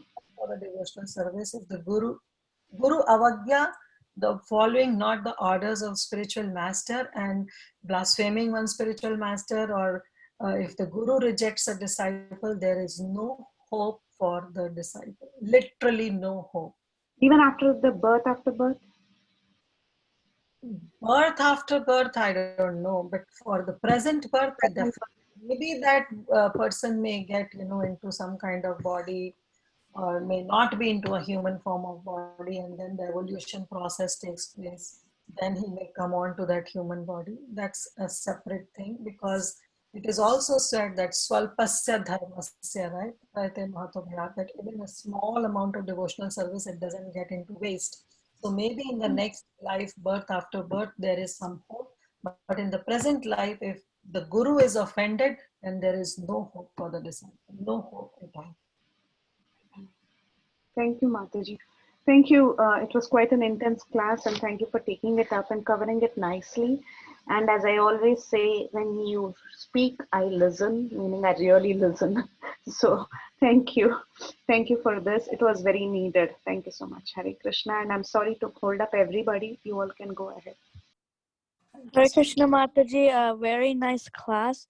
So I have one question. So if Chota Haridas already knows that he will get into trouble by Chaitanya Mahaprabhu if he talks to women, then why did he even talk to women if he already knows that he will get in trouble? And Chaitanya Mahaprabhu knows that Chaitanya Mahaprabhu will get to know that he talked to women. Very beautiful point, Anshu. The thing is that sometimes it has two answers. One is for the devotee aspect, next is as a materialistic aspect. If a materialistic man, he knows that this is a sinful act, then why I am committing? He knows in his heart that this is wrong. I'm talking about a non-devotee, a materialistic person. So to that, Bhagavad Gita gives the answer. Krishna, even Arjuna asked this question, that if somebody knows that this is a sinful action, then why that person is, why that person commits that action? And Krishna gives the answer that it is lust only, Arjuna. It is because of the lust that is seated in the heart of that person that, you know, that basically intensify the desire in that person, and that person tries to commit any kind of sinful actions. So this is in regard to a non-devotee. Whereas in the regard to devotees, those devotees who are having an intimate relationship with the Supreme Personality, those who are eternal associates, for them committing any kind of such acts is just that they are used as an instrument for example to be set in for the future generation. Just like Arjuna. Arjuna is an eternal associate of Lord Shri Krishna. But why? How come we see in Bhagavad Gita that the conches are blown and everything, and everybody, even he himself was so much excited to have this war, and he prepared himself with the war, but still he was used and as an instrument that right when before the battlefield of Kurukshetra started, he got bewildered. He was put into that position that he got bewildered, and he said, okay, now I'm not going to fight, and so many confusion arose in his mind. So he was used as an instrument. Now in this case of Chotaridas, he was the direct disciple of Sri Chaitanya Mahaprabhu, right? So definitely he knows what's the rules and regulation is there laid by his spiritual master, laid by Lord Sri Chaitanya Mahaprabhu. But his being attracted mentally, not physically, but mentally, he being attracted to a woman is just that he's been used as an instrument for Mahaprabhu for the future generation to know that what is the real standard. Okay, so I have a second question. So, like, does that mean that you don't like if you talk if they talk to another woman, they will get in like into another trouble or something, or can we like talk to women in that stage then? Okay. The thing is, talking to a woman, like I gave you the examples, like our Guru Vargas, they talk to women, isn't it? They initiate, Yeah. they talk to the woman, but at the same time, there is a kind of a distance that is being maintained by the women disciple and the sannyasa guru. Okay, there is always a, that's why I gave the example of my own spiritual master. I was just like a daughter for my spiritual master, and I was an initiate disciple of my guru, of my Gurudev. But still, when it comes to a point of talking to me in seclusion, he avoided that because he doesn't want that, this standard should be set in that, okay, she is my disciple and I can talk freely to my disciple. No, he still wants that another brahmachari should sit in that conversation. If not brahmachari, whenever I approach personally, my Gurudev will always love that my husband should come together and we both should sit. There should be some men before Guru Maharaj talks directly to me or to any of the female disciples. Yeah, So, yeah. I seen that but when we are in the movement. We are in the preaching movement. Srila Prabhupada has so many female disciples where Srila Prabhupada used to talk to all of them, and they were on such an advanced stage. Srila Prabhupada would discuss them about the strategies he wants to bring them, and he wants to bring forward in ISKCON, how to grow. He used to send his female disciples, but at the same time, there was a distance that was being maintained by Srila Prabhupada and the female disciples, like Mother Yamuna. She used to personally cook for Srila Prabhupada. But when it comes to serving, definitely, there will be some brahmacharis or some male disciples of Srila Prabhupada who would help in serving. yeah. Okay, so you're saying that you can you can talk to them, but you should be kind of like limited, like you can't talk Exactly. to. Okay, okay. Because Thank we are you. in a movement, right? So we cannot be in a biased thing that, okay, the sannyasis are only going to preach to men and not to women. That's not because Yeah.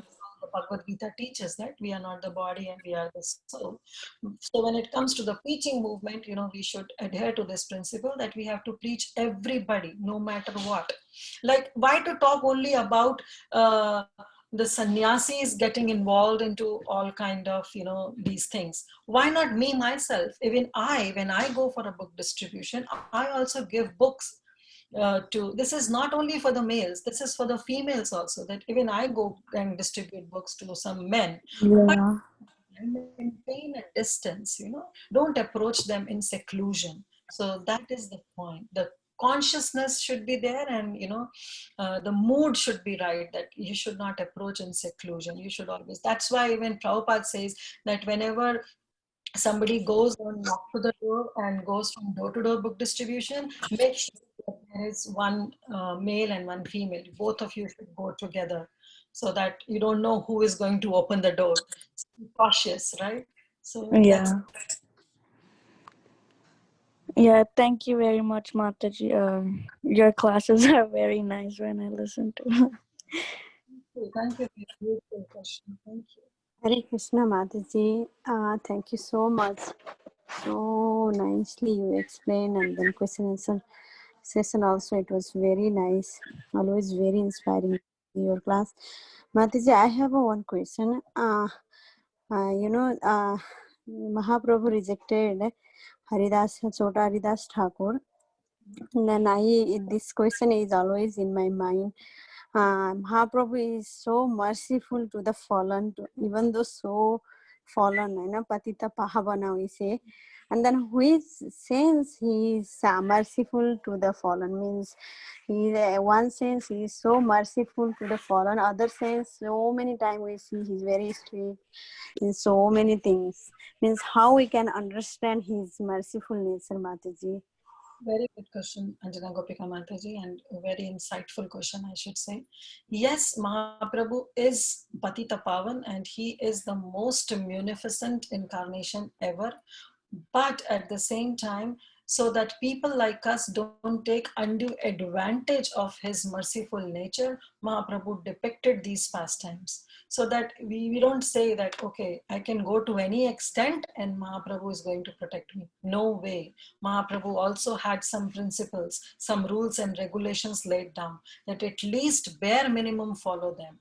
Krishna says, follow it 100%. Sarvdharman parityaja mamekam sharanam vraja. You have to just surrender unto me and me only. But Mahaprabhu says that, even if you don't surrender 100%, but it,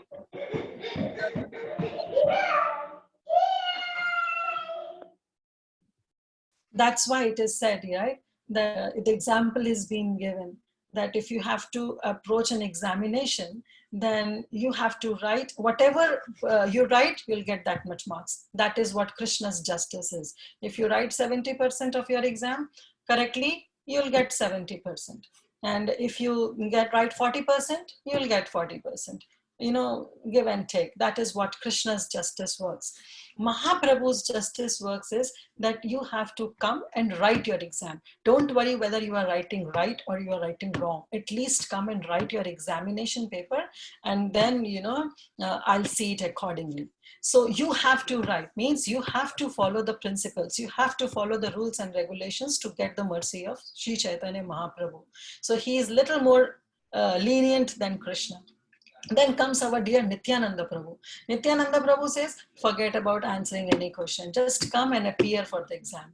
So means that you have to follow the process of appearing, means at least follow the process of ISKCON, follow the process of worshipping Gauranga and Nityananda. So Nityananda Prabhu says, just come, write your name on the answer sheet. Don't worry about writing right or wrong. Don't even write anything and I'll take care. But our dear Srila Prabhupada, that's what I was answering to Preeti Vilasni's question, is that spiritual master is such that he says, don't even come to appear. Don't even appear in the examination hall to write the paper, but have a sincere desire of writing a examination paper. So remotely, if you have just a desire to write a question paper, to write an answer of that question paper, to appear in that examination hall, even if you're mentally thinking of it, spiritual master will take care. So he is so munificent. He is Sakshad Hari. Spiritual master is the God who will take you to the Supreme Lord. So that is the answer, Mataji, that one hand, Mahaprabhu is very, very merciful, but still he has some rules and regulations. But Nityananda Prabhu is much more merciful, and our Gurudev is the only shelter, only and only shelter. Gurudev is the only shelter with which we can progress in our spiritual life. Thank you so much, Mataji. Mataji, if you allow me, I just want to share regarding your Priti Vilasini Mataji was asking the last question. Yeah, that Guru Abhagya or something she was asking. Yes, I heard from Guru Maharaj's lecture, if we get Sadguru in this lifetime, but if you are not, if you are committing offenses or if you are doing something to, means if you are not listening or sitting to Guru, life after life also, yeah, we will not get the Sadguru again, you know. That was I heard, Mataji. Wow. Thank you, Anjana Gopika Mataji. So people will ask me, Mataji, see how grievous offense it is to, if the Guru is offended, life after life, you don't get a Sadguru. I don't know, Mataji. I don't know. I really don't know what to do. Thank you. Yeah. Thank you, Anjana Gopika Mataji. Thank you, Mataji. Yeah, that is things. Even though Mahaprabhu is very merciful, we should not take granted his mission. That's what I wanted to show, I think. Yes, Mataji. Yes, should not take granted of his merciful nature. Thank you, Mataji. In the 10 offenses, we read, the easiest offense to recite is to disobey the orders of the spiritual master. The third offense, it's the easiest to recite, but it's the most difficult to follow. Much more than the first offense, that is the Vaishnava Aparad. Much more than that. Vaishnava Aparad, I'll say still to a certain extent one can mitigate by serving a Vaishnava, by falling into the feet of a Vaishnava, by drinking the water that has been washed the feet of that Vaishnava, by accepting some remnants of food from that Vaishnava, by begging that Vaishnava, by chanting, so many ways, still there is a hope of mitigating that Vaishnava aparad. But when it comes to disobeying the orders of the spiritual master, there is no hope at all. Okay. Anything else? It's already 1 o'clock. Anyone else want to say anything, want to add anything?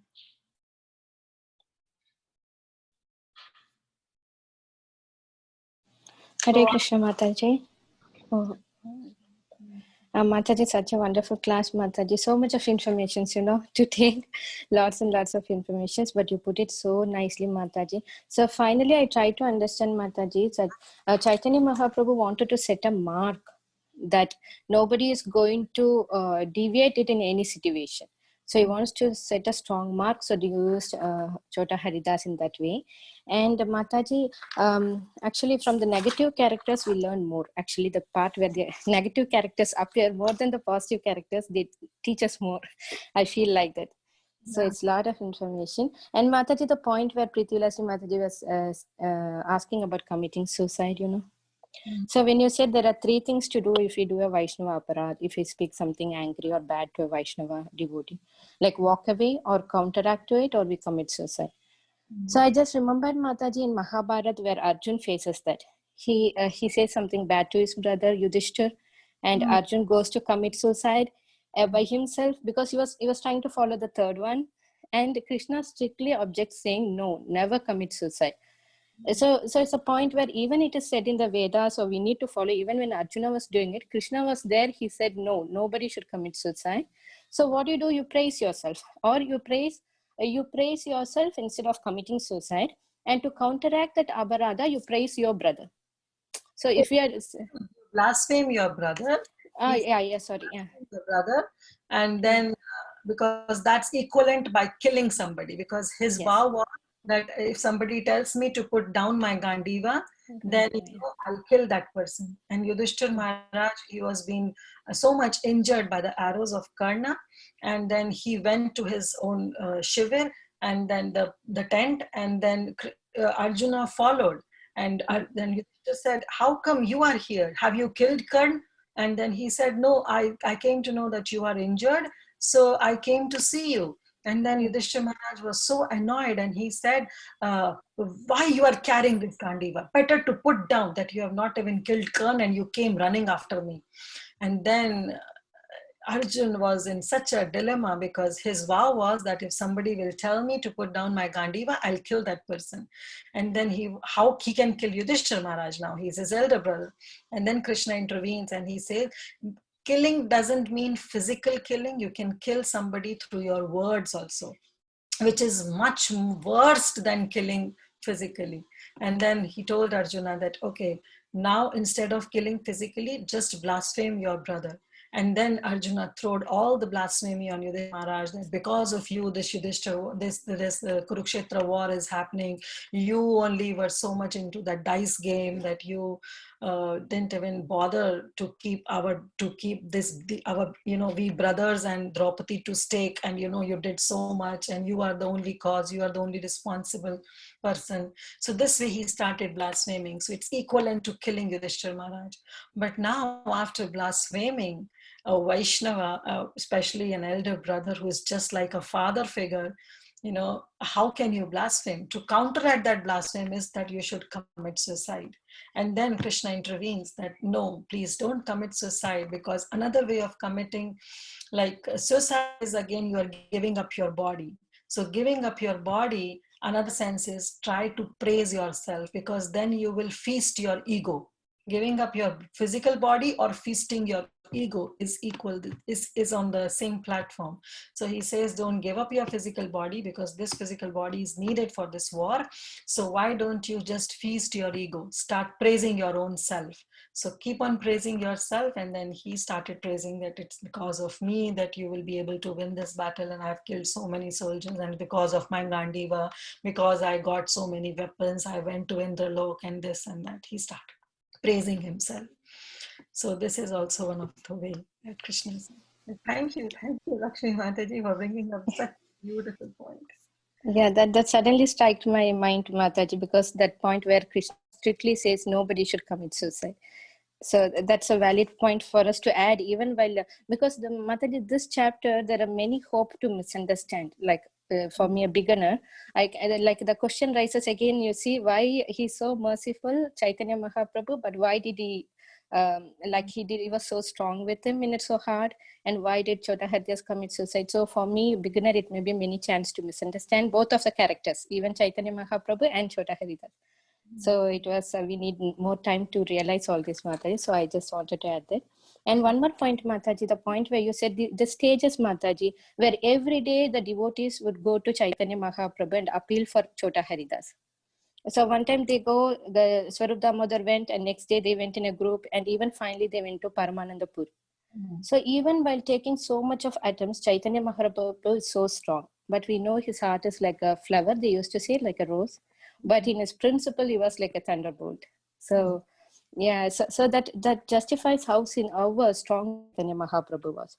And one final question, Mataji, I don't know if the question is right, but it just appeared in my mind, so I want to ask you.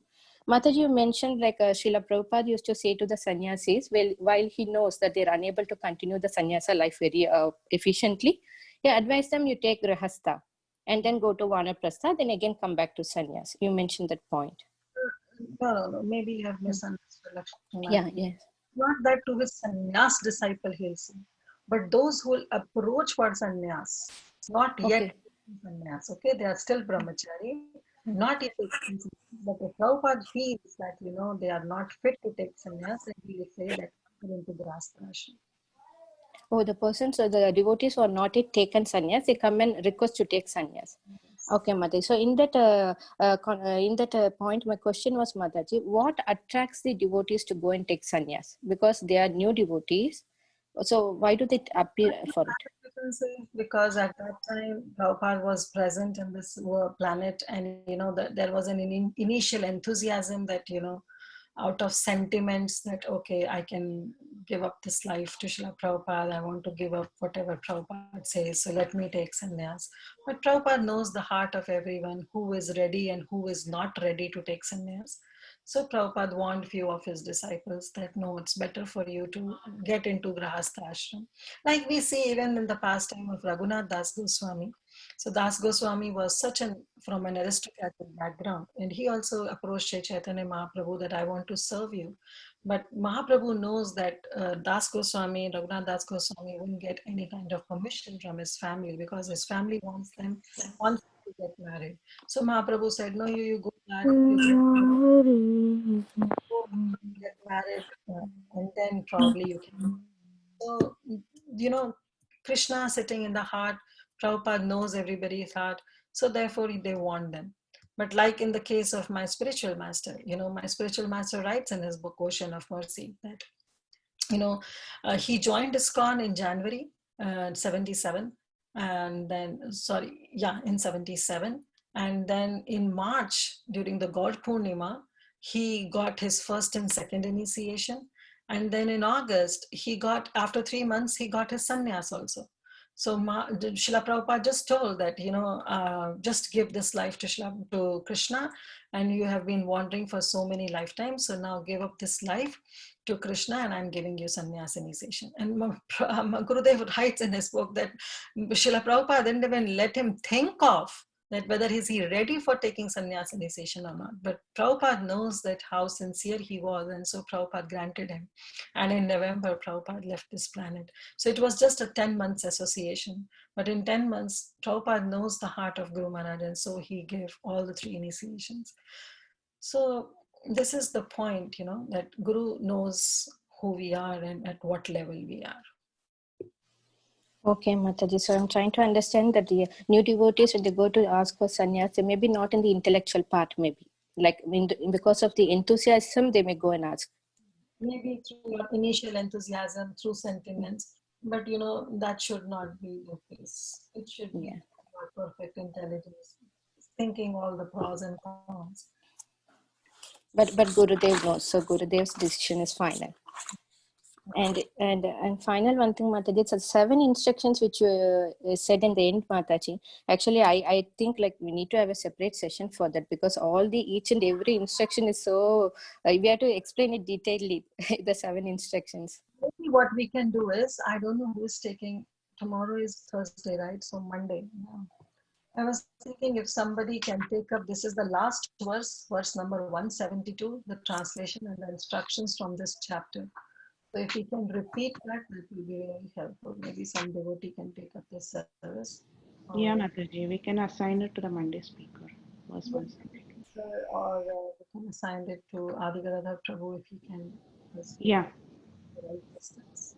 Yes, Prabhu. Oh, yes, Mataji, we'll do that. Yeah. Yeah. Yes, thank you, Mataji, because I felt like each point I need more explanations. It is so rush up like today, like the particular 7 instructions. So thank you, Mataji, for accepting my request, and thank you so much for the class, Mataji. Very, very nice class. Thank you, Hare Krishna. Thank you so much. And especially I like this photograph of Krishna and Balram. They're so enchanting. Yes, Mataji, it's my favorite picture. Thank you, Mataji. Thank you. Hare Krishna. Hare Krishna, Kirtida Sundari Mataji, koti dandavat pranam to your seva. Srila Prabhupada, Srila Gurudev ki jai. When you Priti Vilasani Sita Priya Dasi explaining Katha Mataji and our very loving, I forgot yesterday night, Lalitangi Gopi. Why this Katha is over? It's going on and going on and going on. How nicely you narrating the Shri Chaitanya Mahaprabhu's pastime, Chota Haridas, what is the rules and regulations, and especially very thankful to you that 7 instruction. Mataji, yes, I agree with one Mataji, Lakshmi Mataji, that please give a special class for 7 instruction. Hari Hari, Gauranga, and Mataji, you are totally involved in enjoying the katha. So we all are involving by your bhakti, Mataji. Mataji, please 2 minute, 2 stanza, you sing 2 bhajan, Gaurange, Bajile, and one more. Please, I know you are so tired, but please give me your association. Koti dandavat pranam. Srila Prabhupada, Srila Gurudev ki jai. Thank you, Radhe. Thank you. Mataji, I have 2 more questions before that. Yeah, please go ahead. And it's already past 2 hours, so what do you want to do? I mean, or I should text you separately. Go ahead with your question. Okay. The question is what were, okay, what was the question? Yeah, the question was, I think the second instruction, if you can say that once. Second instruction is that by chastising Chota Haridas, the Lord set the standard for the acharyas or the heads of the institutions for propagating this Chaitanya cult for all the devotees. Okay, Mataji. I didn't hear it fully, so I asked. The second thing is that, that 3.5, right? Yeah. You were talking, and that answer was, I mean, I just wanted to tell you that it was very nice when you said that it was half because of the amount of association that actually Madhavi Devi could actually offer. So that actually made some sense to me. So thank you for that. Yeah. That's all, Mataji. You sing, Mataji. From the Chaitanya for Prabhupada's purport, Yeah. 10:37. Adi Lila 10:137. Prabhupada writes in his book. Thank you, Mataji. Yeah, you sing, Mataji, no problem. Anyone else? It's already 1:30. Vrinda Gopika Mataji, I'll just sing 2 lines of it so that, you know. Gauranga karuna karo, dinahi na jane, musamapatita prabhu, nahi tribhuvane.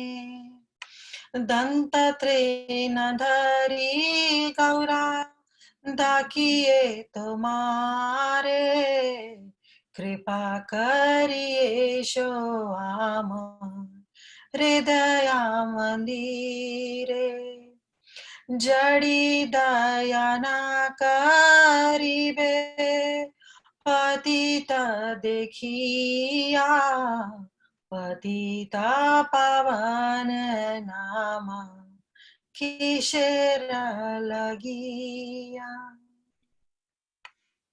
Hare Krishna. Hare Krishna. Thank you Thank you, Mataji. Hare very, Krishna. very much, Mataji. Thank you Very so much. nice class. Nicely explain everything. Hare Krishna. Thank you so much, Mataji, for a wonderful class. Okay, Thank so you, Mataji. Thank you very much. thank you so much, Vrinda Gopika Mataji.